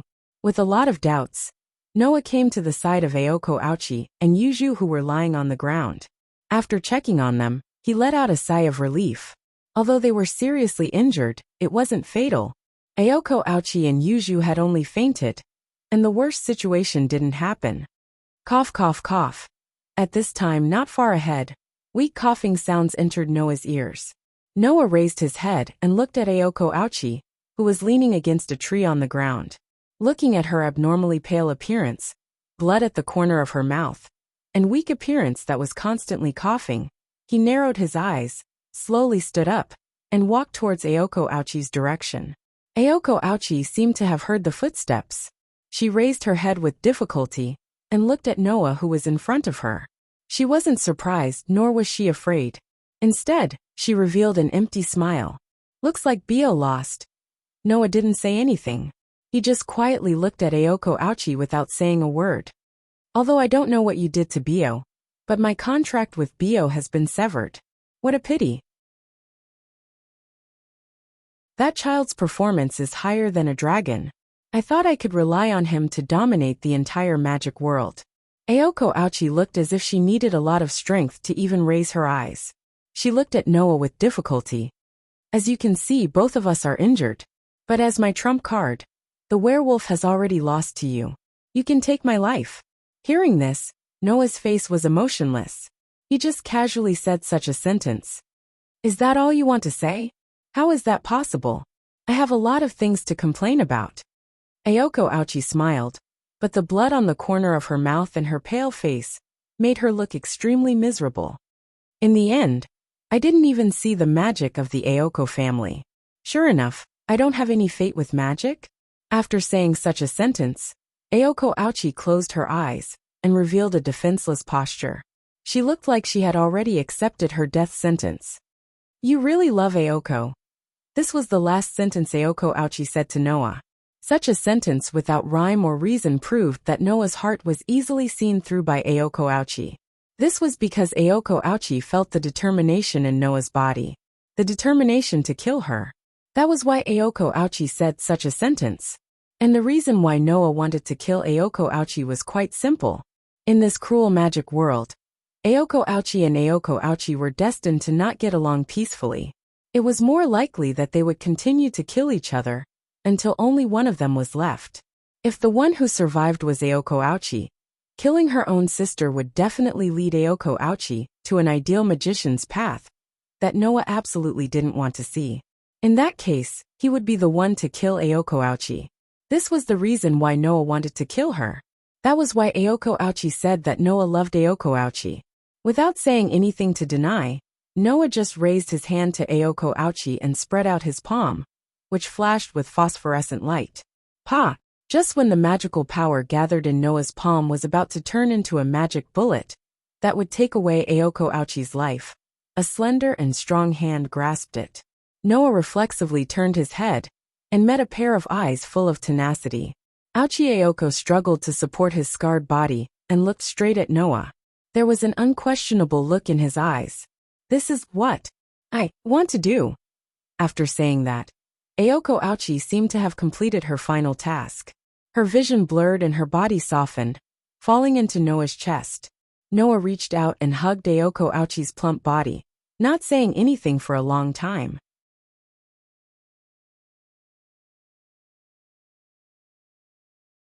Chapter 347. As the sun once again shone on the earth, the cold winter that brought the residents of Sanyo City seemed to have gradually subsided, and the temperature gradually fell into a rising trend. Presumably, not long after, the cold winter of Sanyo City would become a thing of the past, and when it came to this small town in the countryside again, it would be a matter of the next season. In the elegant manner, in the living room, Noah slid his fingers in the air and wrote an extremely precise and mysterious rune. Then, with a flick of his finger, the rune that was flickering with a faint light trembled all over, and like a flying star, it suddenly flew out.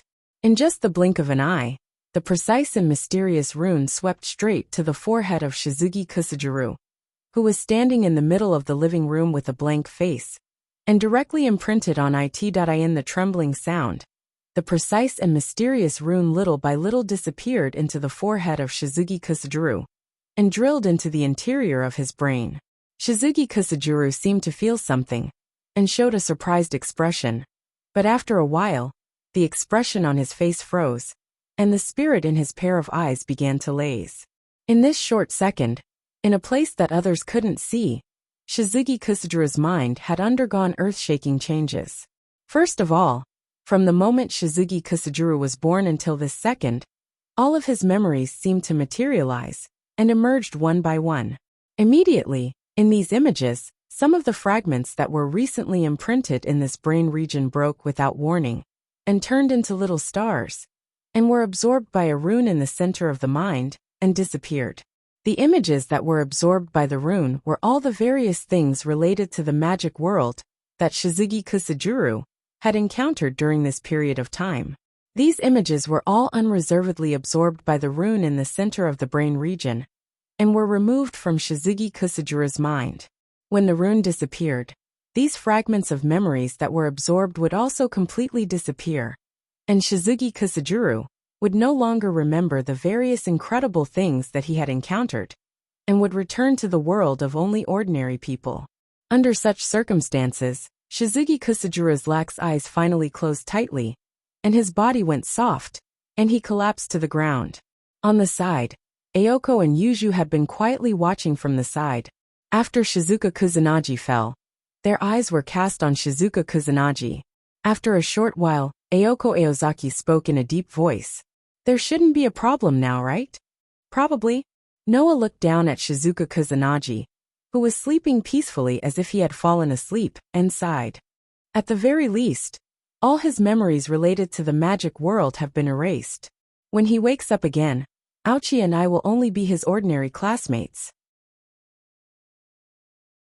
As for Yuju, he shouldn't have any impression of her at all, right?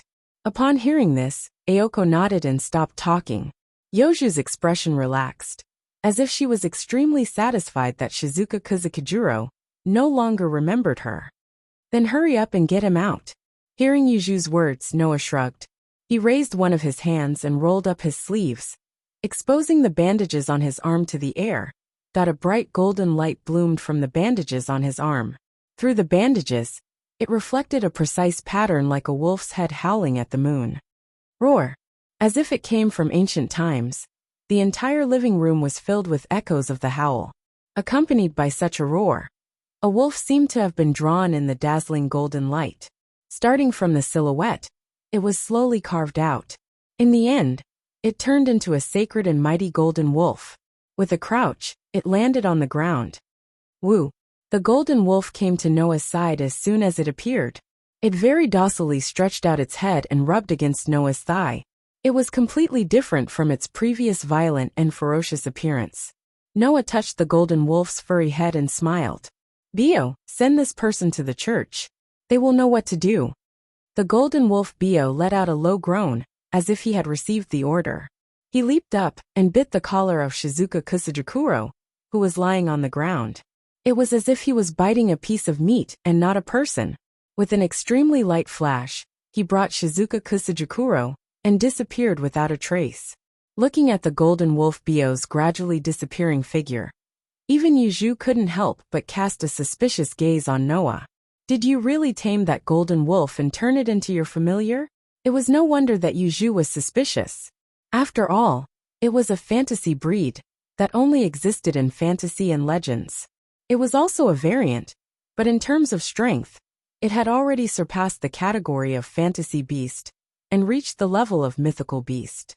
Not to mention such a special and powerful fantasy breed variant, even an ordinary fantasy breed couldn't be tamed by humans.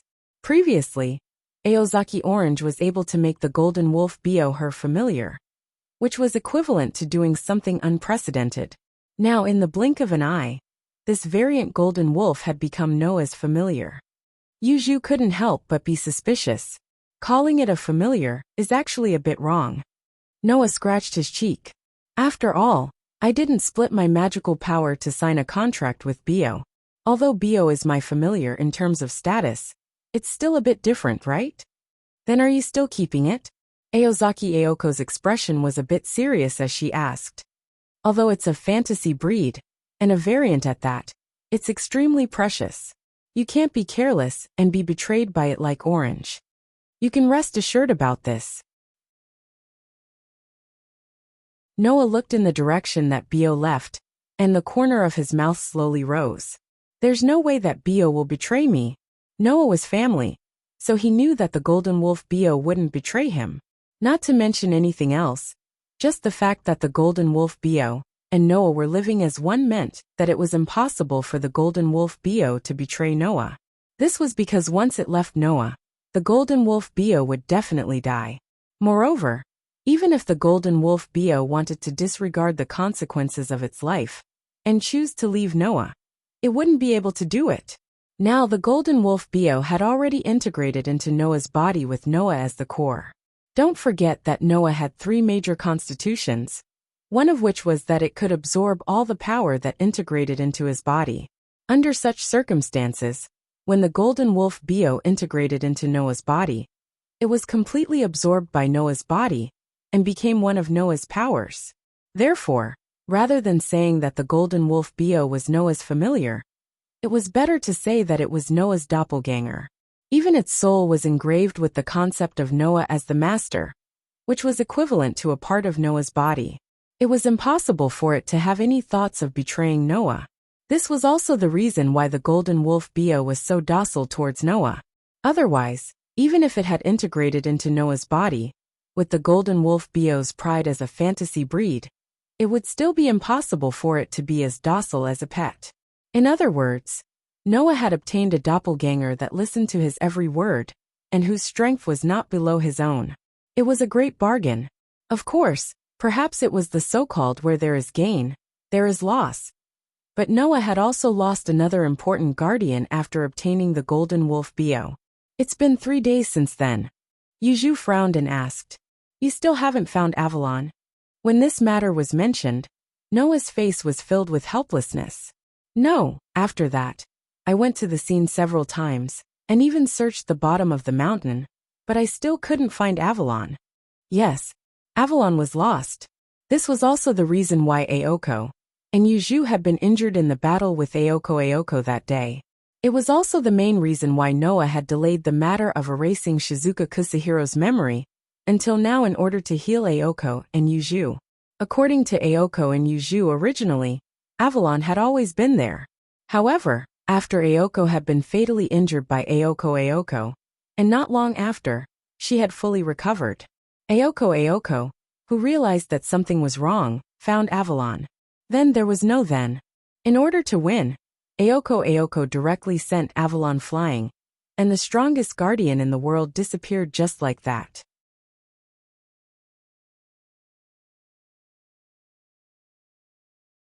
Chapter 348. In order to find Avalon, Noah had been using the Rini magic to heal Ayoko and Yoju's injuries every day. He also went to the mountain where the battle took place that night.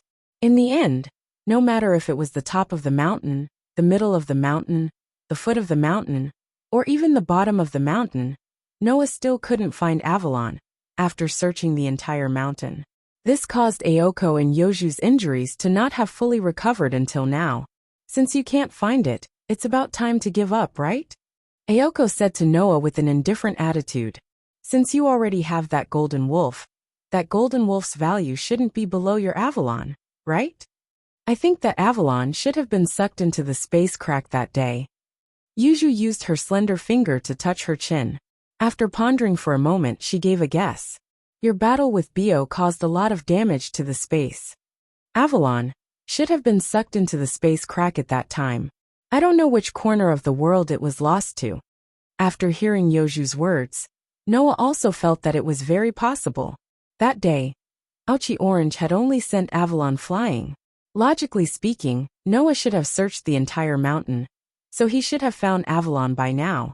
But if he still couldn't find it, then Avalon could only have been sucked into the space crack that day and lost to another place. If that was the case, it wouldn't be easy to find Avalon. At the thought of this, Noah felt helpless again. Forget it. Although I feel a little sorry for Gaia and Alea, since I can't find it, then there's nothing I can do. Yuju, who had been paying attention to Noah's words, was startled and looked at Noah with a puzzled expression. Sorry for Gaia and Alea? What does that mean? Ayoko also looked at Noah with a stunned expression. Gaia and Alea. They seem to be the combination of the planet's will and the human's unconscious, the two great powers of this world. Right? Why would you let them down? Well, Noah waved his hand perfunctorily. I'm just saying, don't take it to heart. Hearing this, Ayoko and Yuju both looked at Noah with deep meaning, then turned their heads away without saying anything. However, when they looked at each other, their eyes flashed with a thoughtful light. Speaking of which, to be able to fight against the golden wolf Bio, who was a fantasy breed, Noah couldn't be a simple human, right? Now that he mentioned the two great powers of the two great powers, how could Ayoko and Yuju believe him to say that he was to say that he just of the great powers? This was to say, the secret of the great powers of the great powers of the great powers, of the great powers of the great powers of the world. Of course, no matter how active Ayoko and Yoju's thoughts were, no matter how much they guessed, it was impossible for them to guess that Noah was so close to the two great powers of the great powers that they could be considered as mother and son. Although this so-called mother and son relationship made Noah quite sad. If you have the time to let your imagination run wild, why don't you think about how to heal your injuries? Noah rolled his eyes when he saw the two girls falling into deep thought. Don't forget, you are still injured. Ayoko and Yuju might seem to be fine now, but in reality, whether it was Ayoko or Yuju, both of them were injured internally. Ayoko Aozaki, in order to defeat Aozaki Orange, forced her magic circuit into an overloaded state. Now, it wouldn't be an exaggeration to say that the inside of her magic circuit was in tatters. Even if it didn't affect her normal life, she couldn't produce a single bit of magic power. Yoju's injuries were relatively small, but in order to defeat Ayoko, Yuju sacrificed a lot of her tamed demons, and now her strength was greatly reduced. Knowing that Ayoko and Yuju paid such a big price to defeat Ayoko, Noah was very surprised. Was Ayoko really that strong? In order to sign a contract with Bio, Ayoko should have divided a lot of her magic power, and her strength should have decreased a lot. In such a case, could the original successor of the Ayoko family still have the ability to seriously injure Ayoko and Yuju? Ayoko was an apprentice magician, but Yoju's ability was one of the top magicians, and her tamed demons were so strong that ordinary magicians could not compare to her. In addition, There was also a mobile battery that was good at destruction on the side. Such an opponent. How could Ayoko fight? It's mainly because Chung is too familiar with Yuju's and my magic tricks. She even set up a trap for us in advance, eliminating all of our traps and replacing them with her runi. Many of Yuju's tamed demons are greatly restrained. Ayoko was a little unwilling to admit defeat when she mentioned this. Moreover, my sister also prepared a lot of trump cards. Not only did she have the newly made magic eye, she also extravagantly took the magic seal from other magicians and used it. If it was not for your scabbard, Yuju and I might not have been able to exchange for the result of both sides being injured. Ayoko is indeed a very difficult opponent. Yuju glanced at Noah. I heard that you let Ayoko go in the end, is that right? Noah smiled slightly and did not answer, but that expression was equivalent to admitting it. Seeing Noah's silent admission, whether it was Ayoko Aozaki or Yuju, their expressions relaxed for a moment. It seemed that these two girls were not only not regretful that Ayoko was able to survive, but were also very satisfied.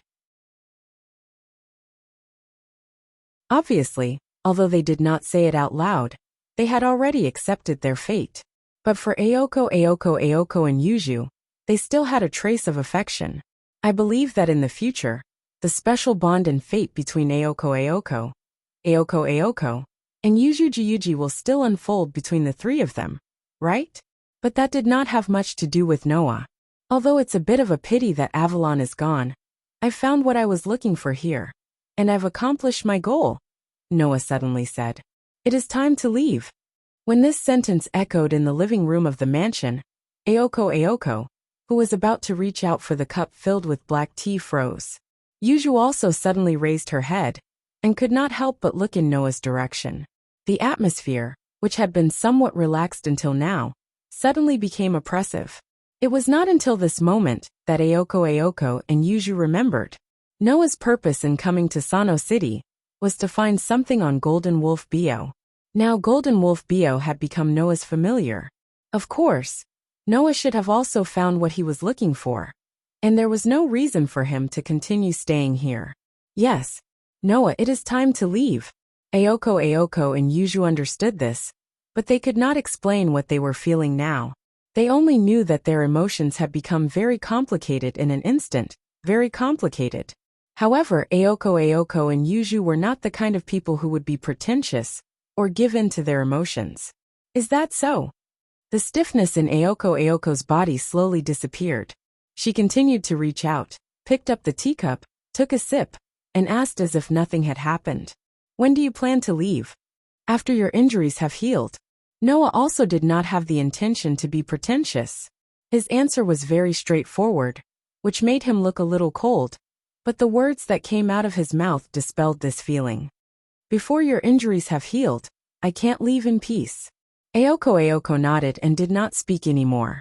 On the other hand, Yoju's eyes, which were like black holes without any impurities and emotions, moved to Noah's body and stared at Noah without letting go.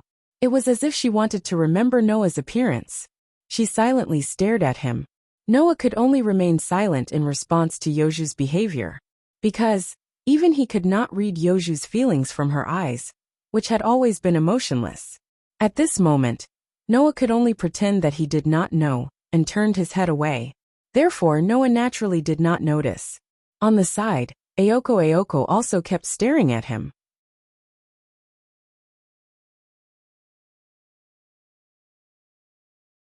Chapter 349.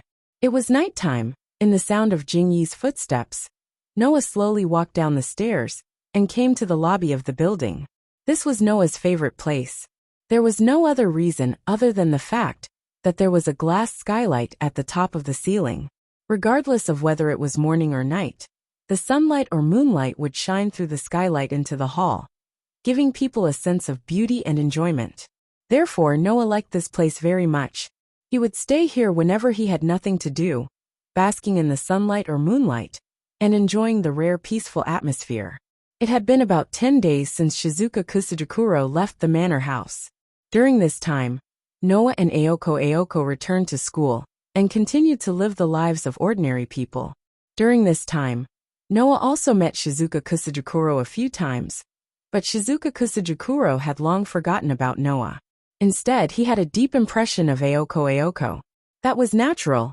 Excluding the time spent together in the manor house, Shizuka Kusajikuro's memory of Noah was only a few coincidental meetings and a few harmless conversations. Now that the memory of what had happened in the manor house had been erased, with Shizuka Kusakuro's slow mind, Noah did not occupy a place that could not even be called a corner in his memory. He was completely an ordinary classmate. Noah did not have any regrets about this. He and Shizuka Kusajikuro were just nodding acquaintances, not good friends. It was already good enough that he could save Shizuka Kusajikuro's life and not let him die in the hands of Ayoko and Yuju. On the other hand, Noah still had some feelings for Yuan Maru. Therefore, Noah also told Yuan Maru that he was about to apply to drop out of school and leave Sano City, and said goodbye properly. Now, Ayoko and Yoju's injuries were basically healed with the help of the Runi magic and the two girls' respective magic seals. In other words, it was time for Noah to leave. Tonight would be the last time Noah stayed in the manor house. Under such circumstances, Noah's first thought was to go to the hall of the manor house and enjoy the gentle moonlight for the last time. To Noah's surprise, when he came downstairs, there was already someone in the hall on the first floor. Just as Noah expected, the gentle and beautiful moonlight shone through the skylight like a beautiful snow scene, illuminating the entire hall of the manor house. Bathed in the moonlight, the pitch-black girl, who was so beautiful that it made one think of dolls and dolls, was sitting on the ground in a relaxed posture. She leaned against the stove, as if she had completely lost all signs of life and was sleeping quietly. The beautiful scene was exactly the same as the scene Noah saw when he first came to live in the manor house. It was just that compared to that time, Noah and Yuju were no longer living together purely for the sake of interests. This made Yoju's eyes, Yoju's Yuju. Back then, Noah's relationship with Yuju was not only not friendly, it could even be considered bad. The first time he saw Yuju sleeping in the hall, Noah didn't choose to wake her up. This time, Noah also didn't think of waking Yuju up, but he didn't turn a blind eye to it either. Turning around, Noah walked up the stairs and returned to the second floor. He walked in the direction of his room, and when he appeared again, there was a quilt in his hand. Rustle! With the sound of cloth rubbing against each other, Noah covered the sleeping Yuju with his own quilt. Looking at Yoju's beautiful face, he couldn't help but reach out and stroke the bangs in front of Yoju's forehead. When they first met, Noah thought Yuju was a pure magician who lacked emotions, and was even completely cold-blooded. However, after spending more than a month together, Noah finally got to know the real Yuju. The indifference and ruthlessness on the surface was just a girl's decoration. It was the pure-blooded witch's bloodline that caused mischief. In fact, Yuju was not only a person who was easily annoyed, but also fussed over some small matters from time to time, and even lost her temper over it. While it seemed that Yuju lacked emotions, in fact, Yoju's inner feelings were richer than anyone else's. She didn't say it on the surface, but Noah could see that Yuju really valued Ayoko. She also had feelings for Ayoko, whom she had spent more than 10 years with. Yuju would always use the principles of a magician to demand herself. In fact, it was only because she didn't want to waste the talent and legacy left by her mother. This was Yuju of Juyuji, a person who seemed to have no emotions, but was actually very sensitive to emotions. Wasn't such a girl worthy of other people's love and pity? After Noah covered Yuju with a quilt and smoothed the bangs in front of her forehead, footsteps sounded behind Noah. Hearing the footsteps, Noah didn't need to guess or use his sensing ability to detect the aura of the person. He could tell who it was. "Are you still not sleeping?" Hearing Noah's greeting without turning his head, Ayoko's footsteps paused, but then she recovered and came behind Noah.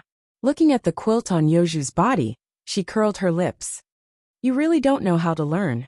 Ayoko was naturally referring to the first time Noah saw Yuju sleeping here. At that time, Ayoko also warned Noah, letting Noah know that Yuju also cared about the opposite sex seeing her sleeping posture.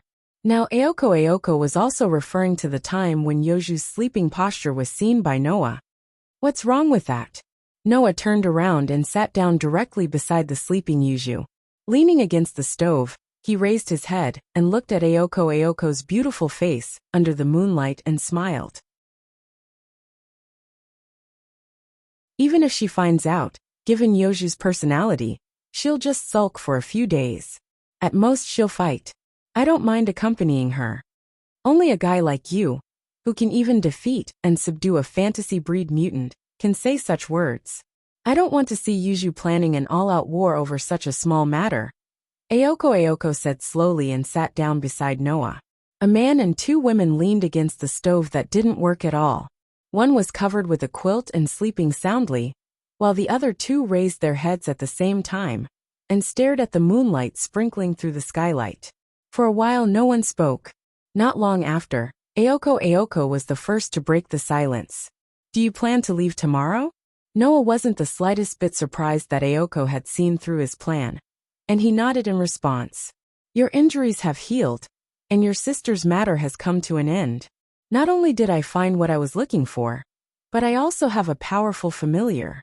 Although it's a pity that Avalon is missing, I can't delay my business because of this. I still have to go on my next journey. Journey? Aoko's pale eyes began to flicker as she stared at the moonlight. So you've traveled to many places? A lot, I guess. Thinking back to the past, Noah couldn't help but smile. I've been to places where monsters are everywhere, and where humans are in a precarious situation. I also went to a school that studied strange powers. Just thinking about it makes me feel nostalgic. Aoko seemed to be interested. She turned her head, faced Noah, and asked curiously, I didn't expect the places you've been to be quite interesting. In such a special environment, did you do anything meaningful? Yes. Noah was pulled into his memories by Aoko's question, and quietly began to tell his story. In that place where monsters are everywhere, although humans are in a precarious situation, they are extremely resistant to a group of children who can compete with those monsters. I built a shelter there and took in those children. I also fought with the adults many times. Bully children? What kind of ability is that? Aoko frowned her beautiful eyebrows, then continued to ask with interest. And then in the school that studied strange powers, I also met a group of companions, but the theme there was combat skills, so I had the opportunity to duel with my companions every day. Speaking of this, Noah couldn't help but laugh. However, the teacher there once tried to hurt my companions, so I fought with the teacher there and defeated her. Fought with the teacher? And then? Is there anything else interesting? Anything else? Noah and Aoko, who were immersed in interesting topics, didn't see that on the side. Yoju's eyelids began to tremble.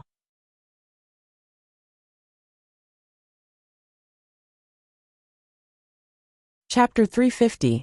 In the hall under the moonlight, the girl leaning against the stove was immersed in the topic of the boy beside her.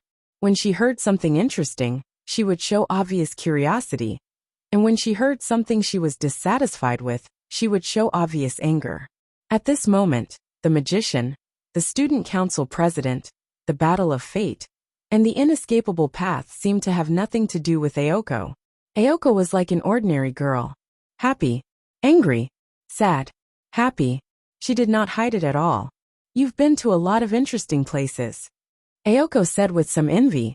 I haven't been to a place too far away until now. I originally planned to go to a high school far away, but because of the matter of inheriting the Aoko family, I really want to look around. Don't make it sound like you're going to be imprisoned here for the rest of your life. You're just at the stage of learning magic, and you're not mature enough yet. That's why you have to continue staying here, Noah suggested nonchalantly. When your magic is mature, you can also look around. That's true. Aoko smiled sweetly. Anyway, with Yuju here, I'll let Yuju worry about the spirit vein in Sano City. When the time comes, I'll travel around and see the interesting places in this world like you. Aoko did not know that the places mentioned by Noah were in other worlds and did not exist in this world. However, there were also many places in this world with strange forces and chaotic gods, and there were many parallel worlds. Although there were no existences like the Black Bullet and absolute dual blades, there were certainly similar places. For example, there were monsters everywhere, and the situation of human beings was precarious. For example, there was an underground school that studied inexplicable forces, and there were students from the outside who were used as experimental subjects in the school. These places definitely had similar existences in this world. If Ayoko really planned to travel, then in the future, she would definitely see wonderful things that were not inferior to Noah's in other worlds. And Noah naturally did not know that Ayoko would really travel in the future, because of the conversation tonight. However, now, there were also people who opposed Ayoko's decision. Why are you going on a trip, Qingzi, while I have to stay behind to look after the spirit vein in Sanliang City? Yuju could no longer pretend to be asleep. She opened her dark eyes and stared at Ayoko Aozaki, who was on the other side of Noah, with obvious dissatisfaction. Sano City's spirit vein originally belonged to your Aozaki family. So you're awake? Ayoko was taken aback for a moment before she smiled awkwardly. Well, there's nothing bad about it. Yuju, you're not the kind of person who would wander around anyway. Besides, you don't want to give up this mansion, right? That's another matter. Yuju unhurriedly said these words. She got up slightly, and the blanket covering her body slid down. Seeing this, it was Yuju's turn to be stunned. However, she did not say anything. She only tightened the blanket in her hands and shrunk her petite body into it. Yuju knew that Ayoko Aozaki would not do such a considerate thing. Moreover, this mansion was Yuju's territory. It was also the gathering point of the spirit vein in Sanliang City. Yuju had countless ways to protect herself from the cold. Knowing this, Ayoko Aozaki would not have covered Yuju with a blanket for no reason. Therefore, this blanket could only have been covered by another person. However, Yuju did not say anything about this. She only hugged the blanket and looked at Noah. Where do you plan to go next? Me. Noah pondered for a moment before he gave this answer. I'll probably go home first. Go home. Aozaki Orange and Yuju looked at each other. They seemed to be surprised that Noah, who had been reminiscing about his journey with a nostalgic tone, would suddenly mention going home. After all, for magicians like Aozaki Ayoko and Yuju, the concept of home was not as hard as Noah's. Even Yuju, who placed great importance on the mansion, was the same. However, Noah was different. Although Noah really wanted to continue with the world fragment recovery, it had indeed been a long time since he had been home. 2 years. For 2 whole years, Noah had not been home. With the experience of training outside for 4 whole years, not being home for 2 years was not a big deal for Noah. However, the fateful duel between Aozaki Ayoko and Aozaki Orange made Noah miss home. Therefore this time, Noah wanted to go home and see his lovely family. Oh right. Noah suddenly remembered something. How about we take a picture together? Take a picture? Aozaki Ayoko and Yuju were stunned again.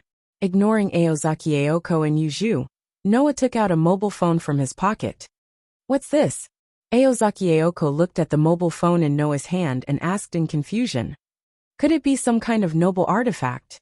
This is not a noble artifact, Noah said helplessly. It's just an ordinary mobile phone. Mobile phone? Aozaki Ayoko was surprised. This is a mobile phone. Not to mention Aozaki Ayoko. Even Yuju was a little surprised.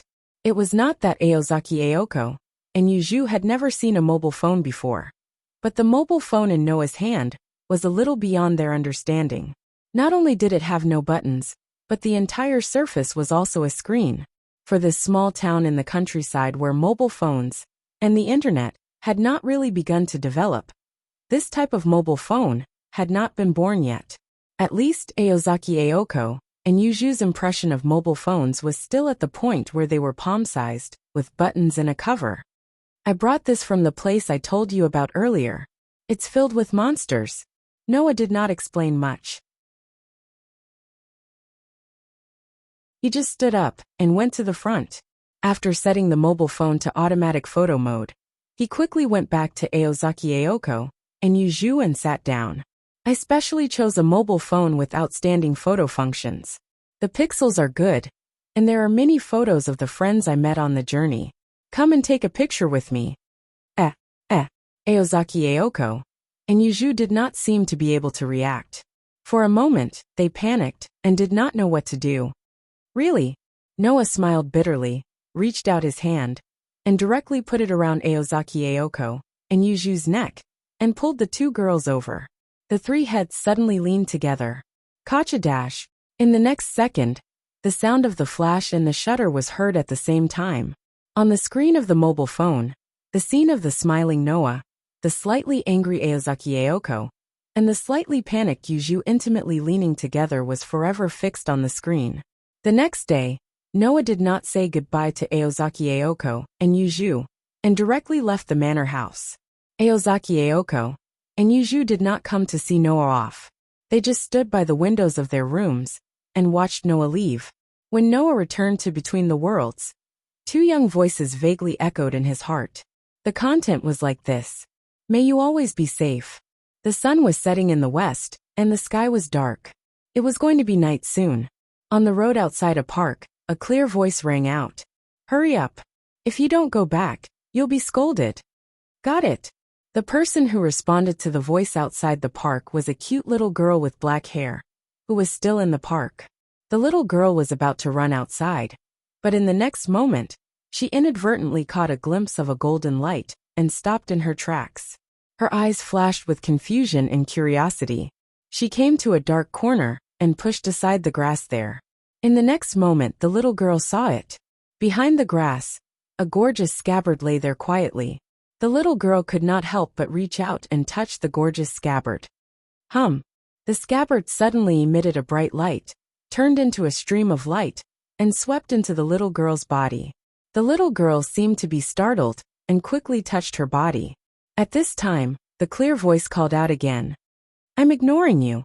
Hearing this, the little girl did not care about the fact that the scabbard had inexplicably entered her body. She hurriedly got up and ran outside.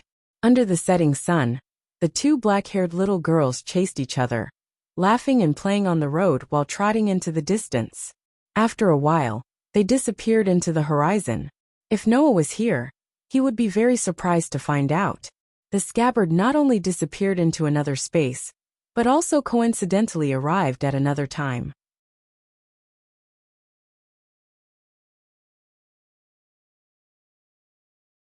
Chapter 351. Cuckoo cuckoo cuckoo. This was the cry of a seagull. Walala.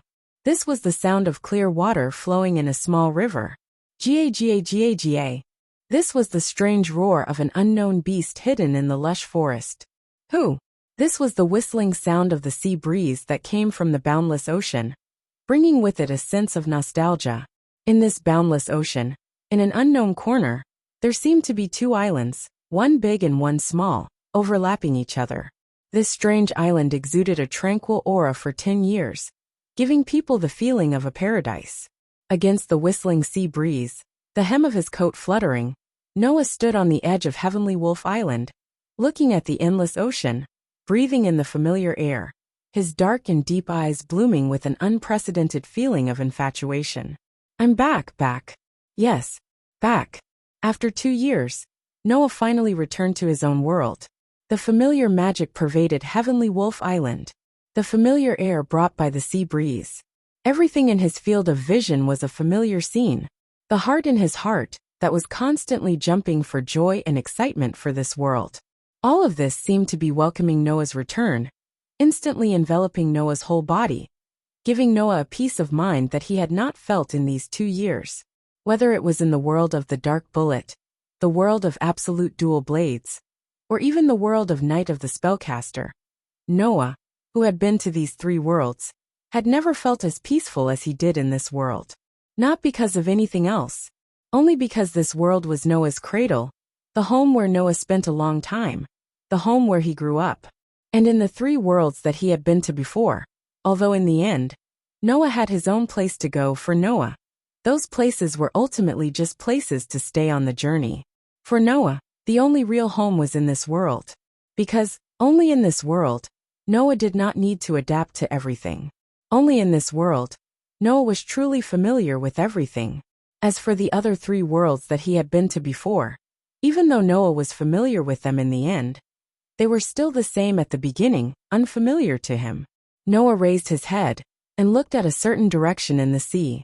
He seemed to be able to see Magnolia, which was far away from his field of vision. It was as if he could see the fairy tale guild. His heart was touched. I wonder how grandfather is doing now. Is his body okay? Are Alusha, Mira, and Lisanna doing well? Are Naz and Grace still fighting as much as before? Noah felt that his heart had already flown back to fairy tale ahead of time. He also felt that he couldn't stay in fairy tale's holy land, Fairy Wolf Island, for even a moment longer. Right now, he wanted to return to the guild immediately. However, thinking that he still had business to attend to, Noah suppressed the restlessness in his heart. Before that, I still have to do an experiment. Taking a deep breath, Noah suppressed his surging heart from returning to the world of fairy tale, and stretched out his hand towards the ocean. Collect. Cast projection. When the simple chant burst out from Noah's mouth, a dazzling phosphorescent light rose from Noah's arm. A mysterious and intricate magic square rotated and spread out in front of Noah's open palm towards the ocean. Suddenly, a large amount of magic erupted from it. Bang, bang, bang, bang. In the next moment, on the intricate geometrical magic array, the substantial magic power turned into blue flashes of light. Like cannonballs that carried the force of thousands of kilograms, they shot out explosively amidst the dull sounds of impact. They rubbed against the air, pierced through the sky, and landed on the surface of the sea. Bang, bang, bang, bang.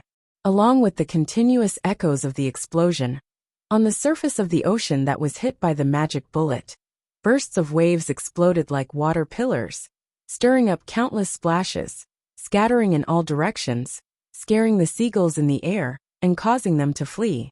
But unlike the seagulls that fled in panic, in the forest behind Noah, the monsters that felt the movement and the magic aura began to move in this direction. Ignoring the movements around him, Noah looked at the ocean that was turned upside down by his magic bullet, and couldn't help but breathe a sigh of relief. I thought that after leaving that world, I wouldn't be able to use magic anymore. This worry was not unnecessary. One of the conditions for using magic was to come into contact with the magic base plate, engraved in the world, using one's own magic to activate the magic pattern engraved on the magic base plate. Now, Noah had already left the world of Night of the Magicians and returned to the world of fairy tale. And in this world, there was no such thing as a magic base plate. Before returning, Noah didn't know whether he would be unable to use magic because he couldn't come into contact with the magic base plate when he went to another world. But now, it seemed that even if he left the world of Night of the Magicians, he could still come into contact with the magic base plate.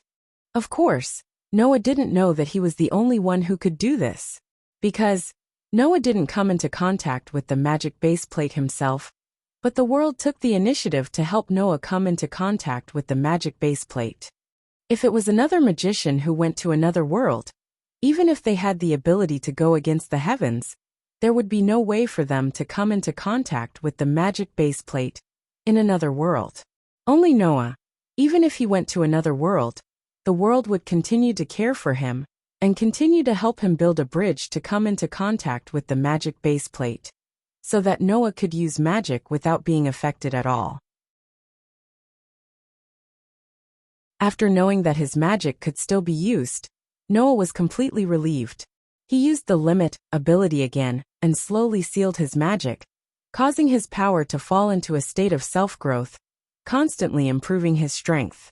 As the number of times he used the limit ability increased, Noah's mastery of the limit ability also became higher and higher. Right now, Noah only needed a single thought to remove the restricted powers, and it didn't even take an instant for him to succeed. Furthermore, it was the kind of power that he could freely control. He could remove as much power as he wanted, and seal as much power as he wanted. Therefore now, as long as it wasn't time to fight, Noah would seal all the power in his body with the limit ability and let it enter a state of self-growth. When it was time to fight, he would extract the desired level of power according to the situation. It was extremely convenient. Moreover, Noah also discovered that Bio, who had fused with him, could also use the limit ability and enter a state of self-growth. In other words, in the future, Bio's power would be the same as Noah's, increasing with time. It could even increase with the increase in power of its host, Noah. Bio's power would also increase at the same time as Noah's in the future. It was almost impossible for him to be left behind by Noah. After confirming this, Noah was completely relieved. Looking at the vast ocean in front of him, he smiled excitedly. In short, let's build a boat first. In less than 10 minutes, Noah finished building a small boat. Taking the boat, he left Sirius Island. After Noah left Sirius Island on a tree, a petite figure appeared out of thin air. Her long hair swayed as she looked in the direction of Noah's departure, making a clear voice like a silver bell. See you next time. As soon as he left Sirius Island, Noah found that he had made a mistake. The sea was vast, and Noah didn't know how to get to Magnolia. Noah, who was a little hot-headed because of returning here, finally calmed down. He secretly regretted his carelessness. I won't just float to another continent like this, right? This thought, after floating aimlessly for a whole hour, made Noah even more uneasy. I have to think of a way. Fortunately, the world favored Noah. Just as Noah was about to find another way, a ship appeared in Noah's vision. No, to be more precise, it should be a pirate ship. Noah's eyes lit up.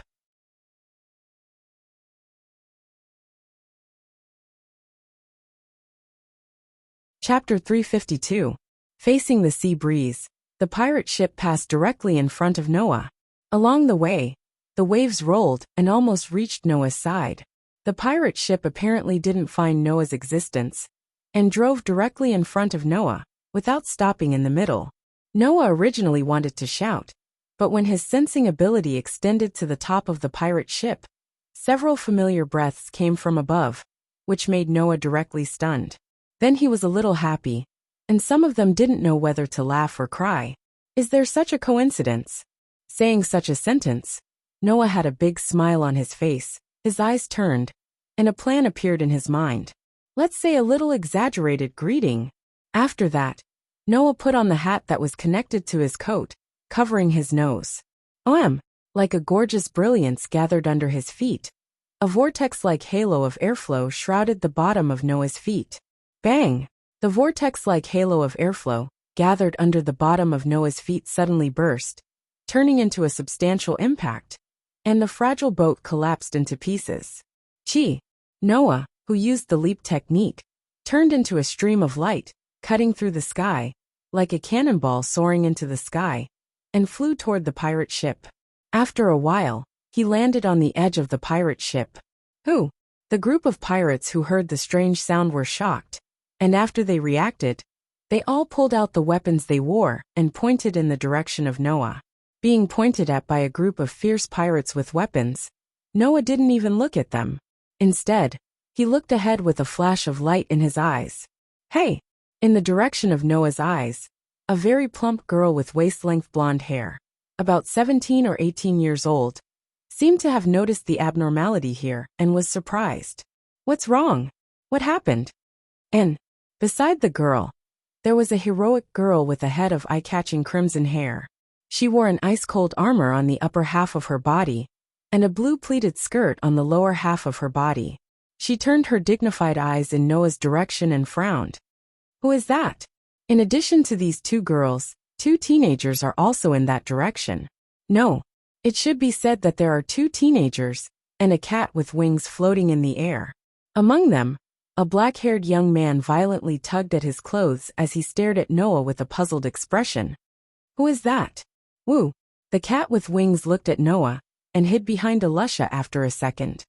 It feels like there will be a fight again, Alusha. You have to protect me. The only one left was a young man with rare cherry-like hair. However, this cherry-haired teenager seemed to be seasick at this time.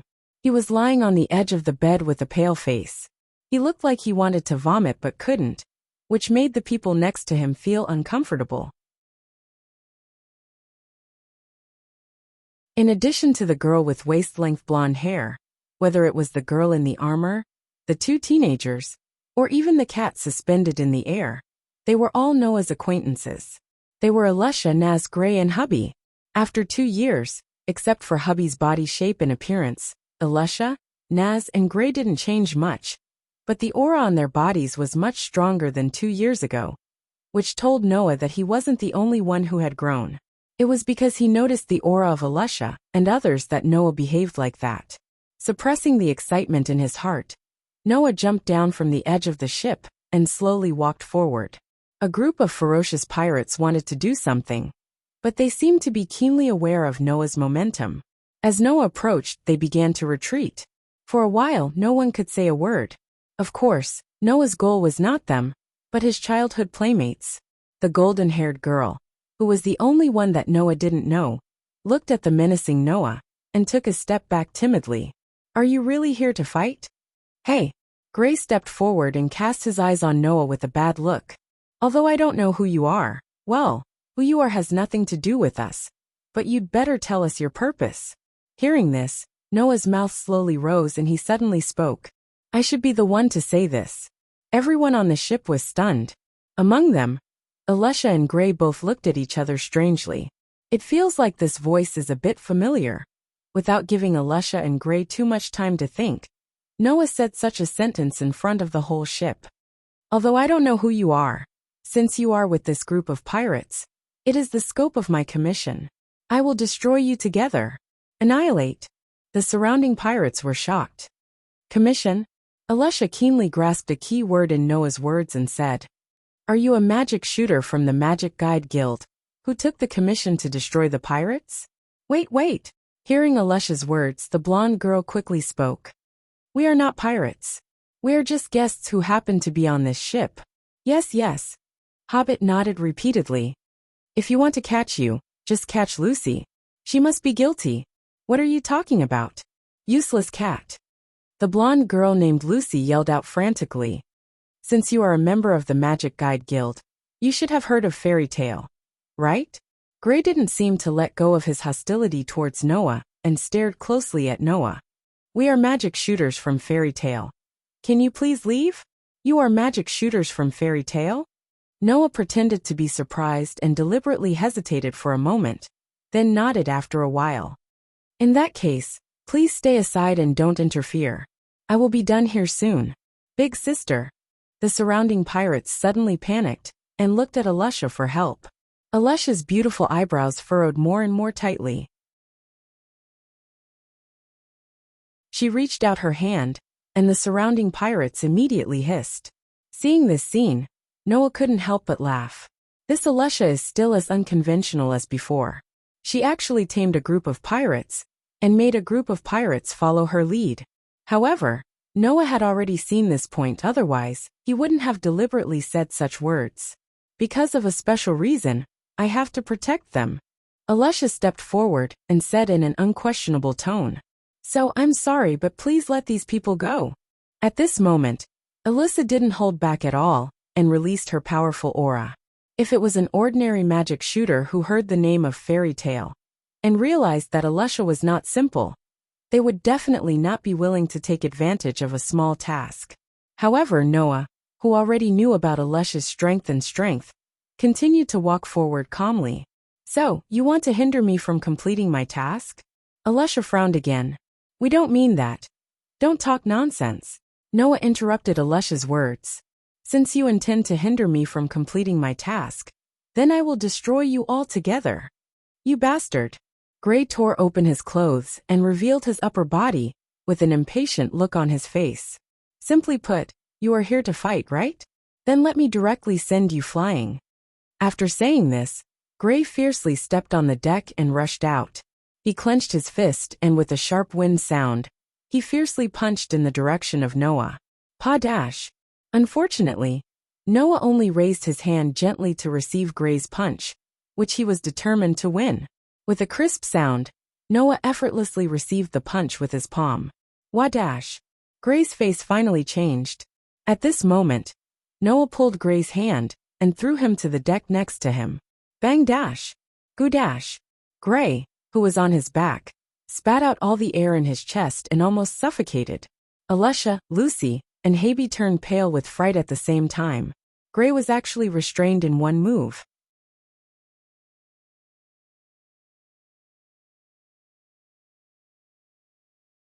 Chapter 353. Even in Fairy Tale, which was now the #1 guild in the Kingdom of Fiori, Gray's strength was at the top. In Fairy Tale, if those S-rank archmages and above were excluded, then Gray was definitely qualified to compete for the position of the strongest archmage in Fairy Tale. In the Fairy Tale Guild, the only people who could match Gray, other than those S-ranked magic shooters, were Naz and a few other people who had a way to deal with him. But now, such a character had been subdued by a high mage from an unknown guild? Not to mention Lucy and Hubby. Even Alicia was extremely surprised. Only Naz, who was still seasick, twitched his nose a few times. Then his eyes lit up and his face showed excitement. He wanted to say something, but his dizzy head immediately made his body softly fall down, and he couldn't say anything. On the other side, Gray, who was fiercely thrown to the ground by Noah, felt some pain from his back. He looked at Noah, who was standing there condescendingly, and jumped up. After a few jumps, he pulled away from Noah and stared at the opposite side, as if facing a great enemy. "Who are you?" "Me." Noah shrugged. "I'm a archmage who came to destroy the pirates." "I'm not asking about your identity," Gray said in a deep voice. "I'm asking you, what's your name?" "Name?" Noah suddenly looked at Gray playfully. "I'll tell you later, after you lose." "Is that so?" Gray closed his eyes, straightened his body, and slowly raised his hands. A faint white mist quickly circulated around his body, causing the surrounding temperature to drop a little. Seeing this, Noah raised his eyebrows. Ice shape magic? The so-called shape magic referred to the magic that used magic and gave it a certain shape. At the same time, it was also the magic that took the shape. Among the many magic in this world, shape magic could be said to be a relatively common magic, and it was very free magic. The shape of the magic created by each archmage was different, and it was the magic that could best show the user's personality. It was also a kind of free magic that completely relied on the archmage's own ability. Moreover, there were also various attributes in these modeling spells. The shape magic that Gray used was the ice shape magic, which was the magic that turned magic into ice and freely gave it the shape of ice. From a young age, Gray began to hone this magic. 10 years had been like a day, and he never neglected it. Noah naturally couldn't not recognize Gray's magic. However, the last time Noah saw Gray's magic, it was a long time ago.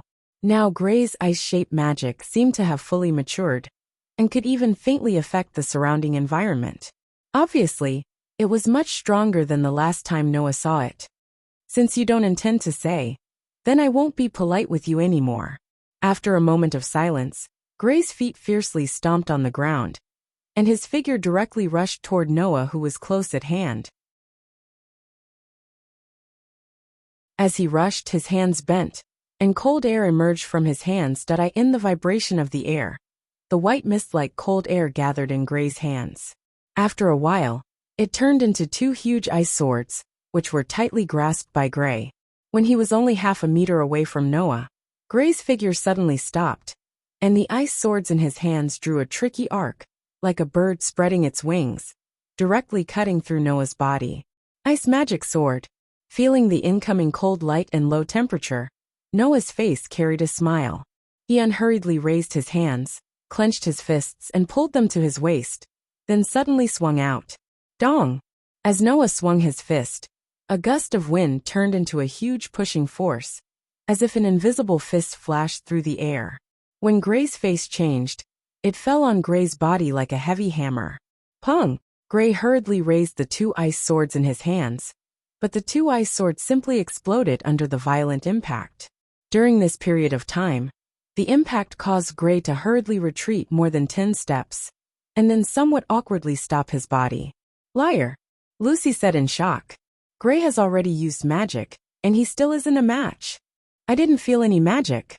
Alicia's face also became dignified. "That wasn't his magic, it was just a simple punch. But that punch was so heavy that it could create a shockwave. So powerful.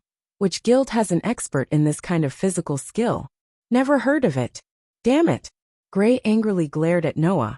One of his hands formed a fist, and supported it with the palm of his other hand. The cold air rapidly condensed, and with an intense low temperature, fiercely smashed on the deck. Ice spring.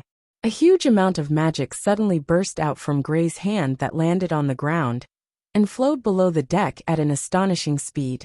Noah could clearly feel that the magic that burst out from Gray's body was condensing under his feet like lightning. Without the slightest hesitation, Noah suddenly tapped the ground and quickly retreated. Ka. In the next moment, a sound that made one's teeth ache resounded below Noah's original position. Sharp icicles, like a fountain, soared into the sky and turned into an ice tower. Pung!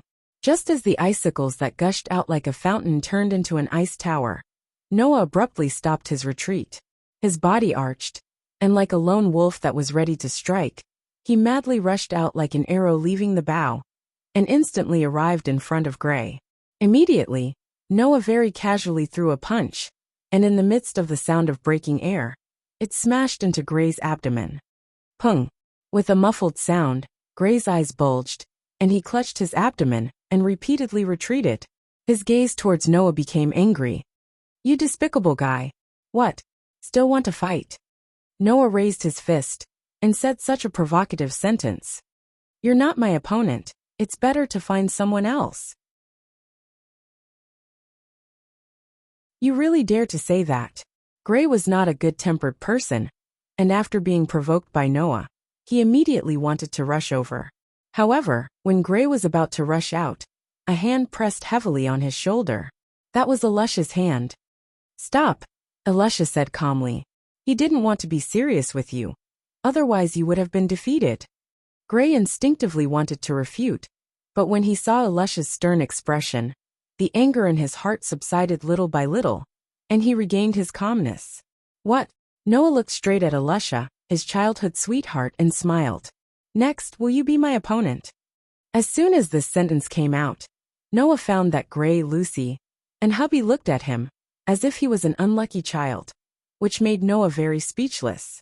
However, Noah also understood that this was because Gray and the other two knew of Alicia's strength, which was why they were behaving like this. Unlike Gray, Alicia is a real powerhouse. After all, Alicia is an S-level mage from Fairy Tale. Moreover, 4 years ago, when he was only 15 years old, he was a true powerhouse who had become an S-rank magic shooter. "If you want, I don't mind fighting."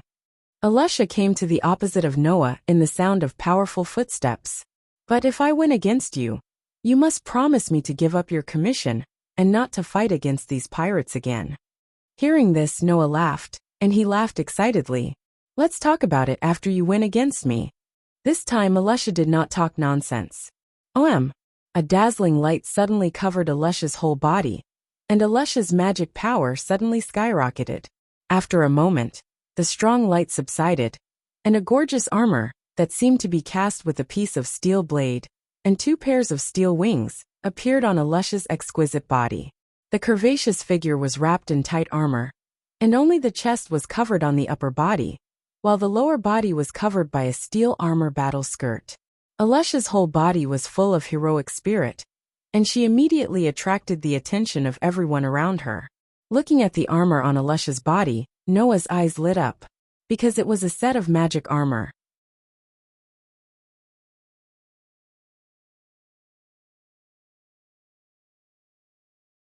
Chapter 354. The vigorous magic power in his body surged like a river. Alicia slightly raised her eyes, her body slightly paused, and then her foot suddenly tapped the ground. Her body turned into a ray of light, and under the watchful eyes of the crowd, she took the initiative to attack Noah. The distance between the two was only a dozen meters. With Alicia's speed, it would only take a few seconds to close the distance. Thus, Alicia's figure flashed and entered the attack range.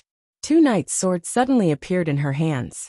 With a swing of the swords, like a viper coming out of its hole, they brought along a sharp gust of wind as they viciously stabbed towards Noah's chest. Once she made her move, she used all her strength. Looking at the tip of the sword that was constantly enlarging in his pupils, Noah's body tensed up, and his heart roared excitedly. Before he started learning magic, Noah had trained with Alicia through battle after battle. Together with Alicia, he was able to train his sword skills that could be called strength. After a few years, his childhood sweetheart, was already an S-rank archmage. She was many times more powerful than before. But still, Noah's memories and sense of familiarity were awakened. Alusha had already become a true powerhouse, and was no longer the child from before. And Noah, compared to before, was dozens or hundreds of times stronger. The two once again met, once again dueled. It made Noah's emotions surge. When the knight's sword that was flickering with cold light was about to reach his chest, he finally made a move. Pung! A dazzling vortex of air condensed under Noah's feet, and then completely exploded. Noah, who had used leap, suddenly retreated, easily dodging Alusha's fierce attack. Ha! Being dodged by Noah, Alusha was not surprised in the slightest. With a move of her hand, 5 knights' swords appeared in front of Alusha in the blink of an eye. Under Alusha's light shout, the swords turned into streaks of cold light, and with a sharp sound of wind breaking, they shot towards Noah like lightning. The 5 knights' swords penetrated the obstruction of the air, and appeared in front of Noah in a flash. Suddenly, they trembled and suddenly separated, shooting towards 5 parts of Noah's body. The fierce wind brought about by the rapid shooting made Noah slightly narrowed his eyes. So fast. Even Noah was amazed by the speed of the knight's swords, but he was not surprised. Pung! Under his feet, the dazzling vortex of air once again exploded. Following the sound of the explosion, Noah's body turned into a black afterimage. Bending his body, he allowed the 5 knights' swords to brush past his body, shooting behind him. His body, almost touching the ground, flashed forward, and rushed towards Alusha's direction. Whoosh!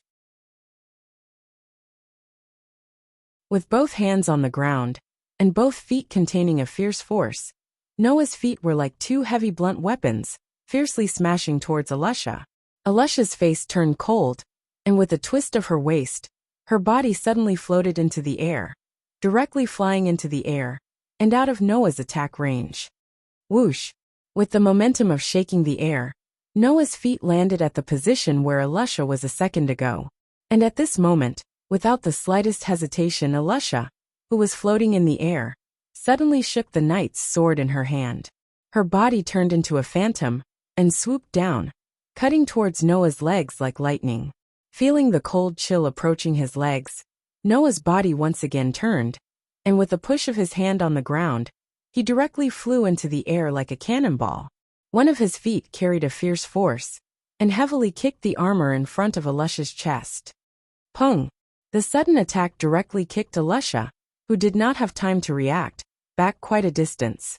Her body, which had just swooped down, was sent flying back into the air. This kick seemed to be merciless. However, Alusha was protected by armor, and because of this, Noah specifically chose to attack the armor. Therefore, Noah's attack this time, other than breaking Alusha's attack, did not cause any harm to Alusha.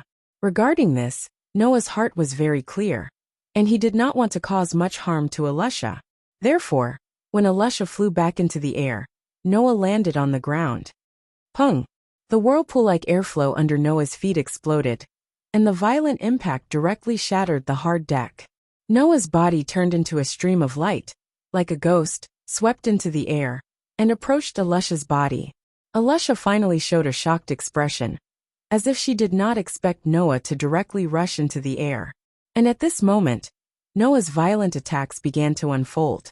Without using magic, without using weapons, Noah's physical strength and combat skills were displayed to the limit. At this moment, every part of Noah's body became a sharp weapon to attack Alusha. As he waved his arms, the vigorous power caused the surrounding space to resonate with continuous sonic booms, turning into a storm, enveloping Alusha. Facing Noah's incomparably powerful close combat attacks. Although Alusha was shocked, she did not panic, and did not show any signs of weakness.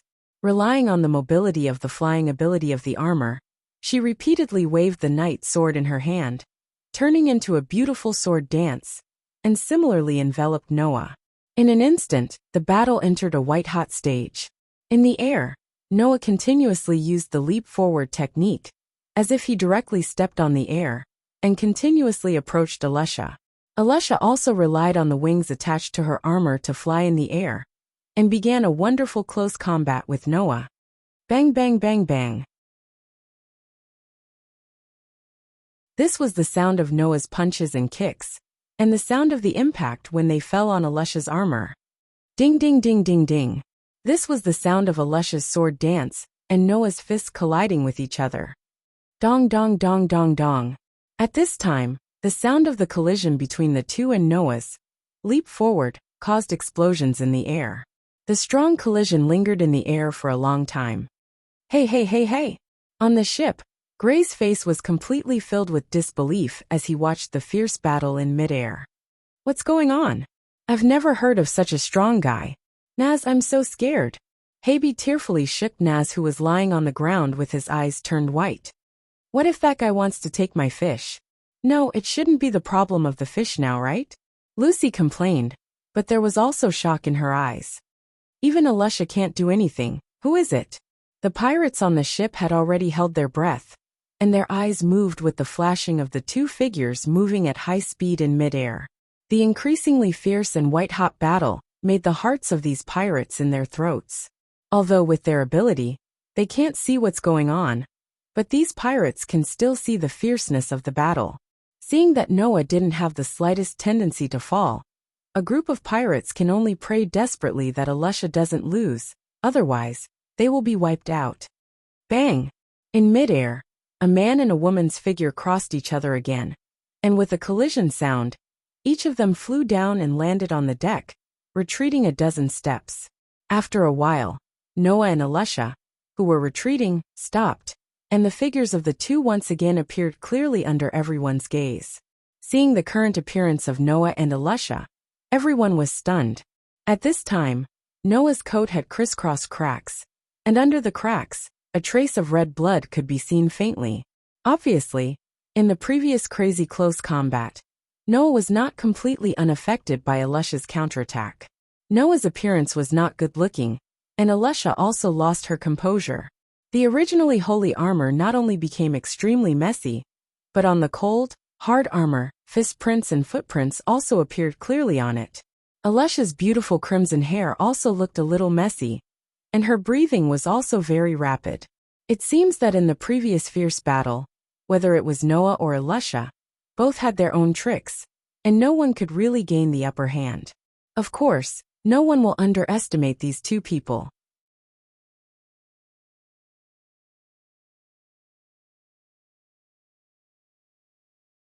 Chapter 355. The entire place suddenly fell silent. Looking at the man and woman confronting each other in the middle of the deck, everyone couldn't help but swallow a mouthful of saliva due to the oppressive and solemn atmosphere. The more timid Lucy and hubby even hugged each other tightly with faces full of nervousness. In the middle of the battlefield, Noah lowered his head and glanced at his tattered coat and clothes as well as his slightly aching body. He couldn't help but let out a wry smile. This Elisha is still the same as before.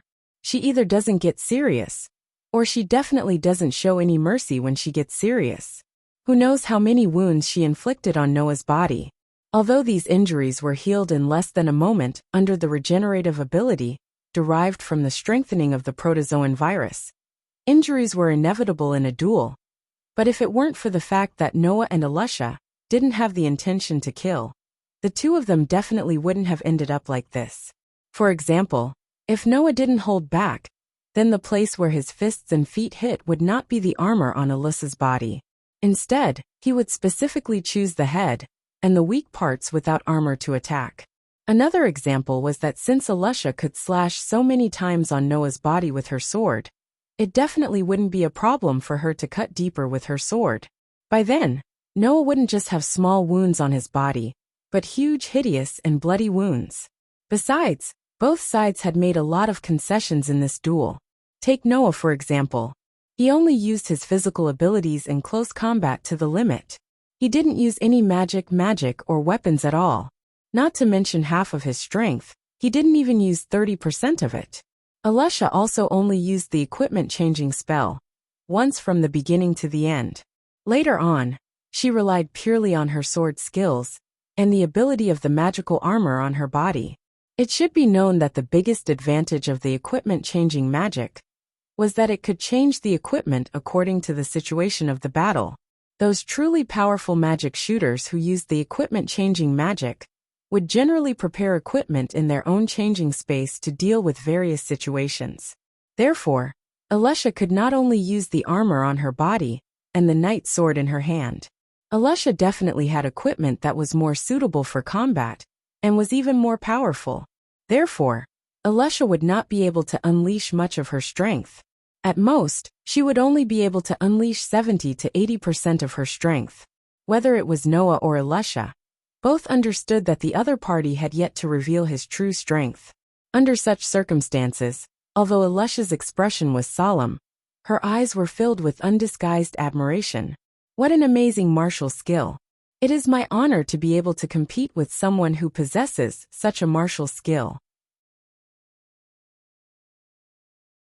Hearing this, Noah could not help but laugh. Really?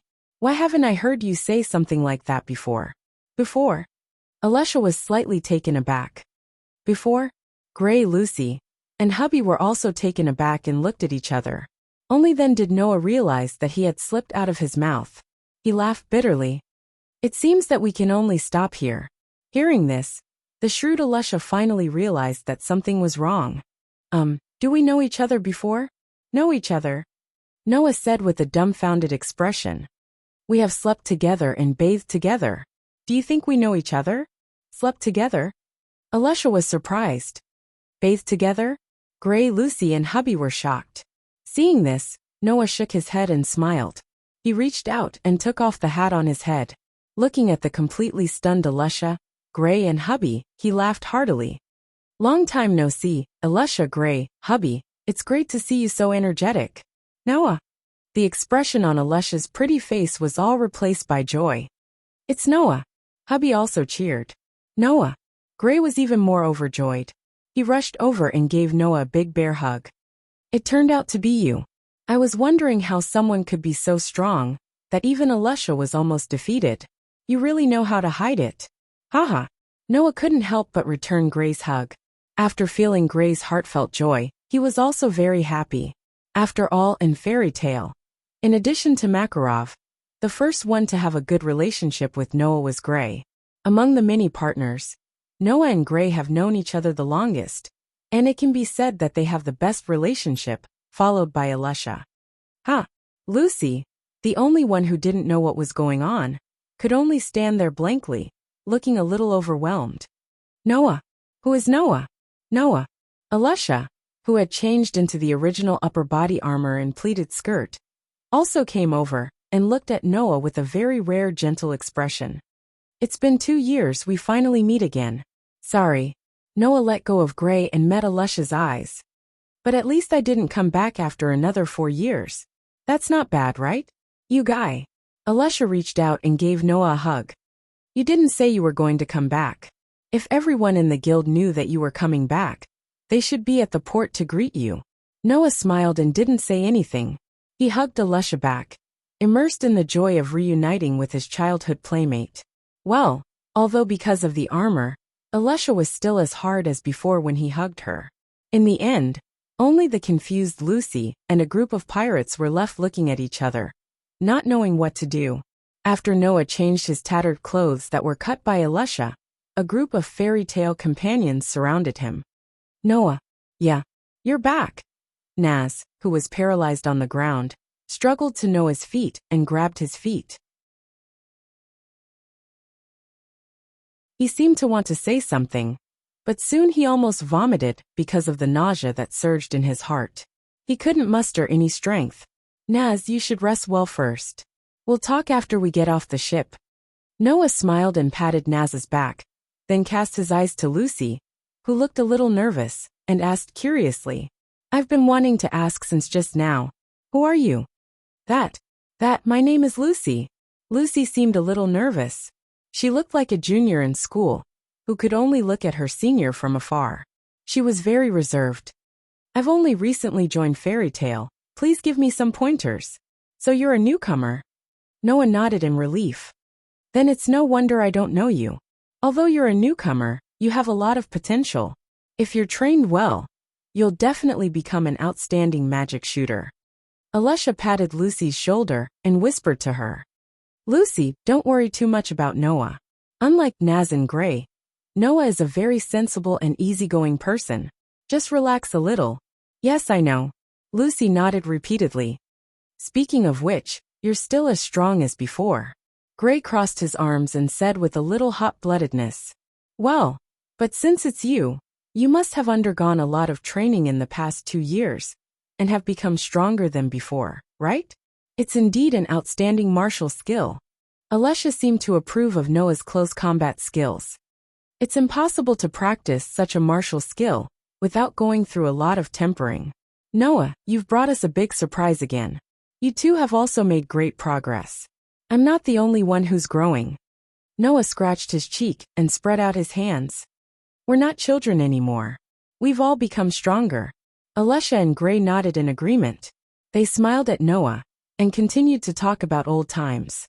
On the side, Lucy quietly asked Hobby. Hey, Haby, is Noah stronger than Alesha? Alesha is a monster, but Noah is still above her. Haby rarely answered seriously. Noah has very powerful magic. He can compete with Alesha without using magic. So Noah must be very strong now. Maybe he's even stronger than Alesha.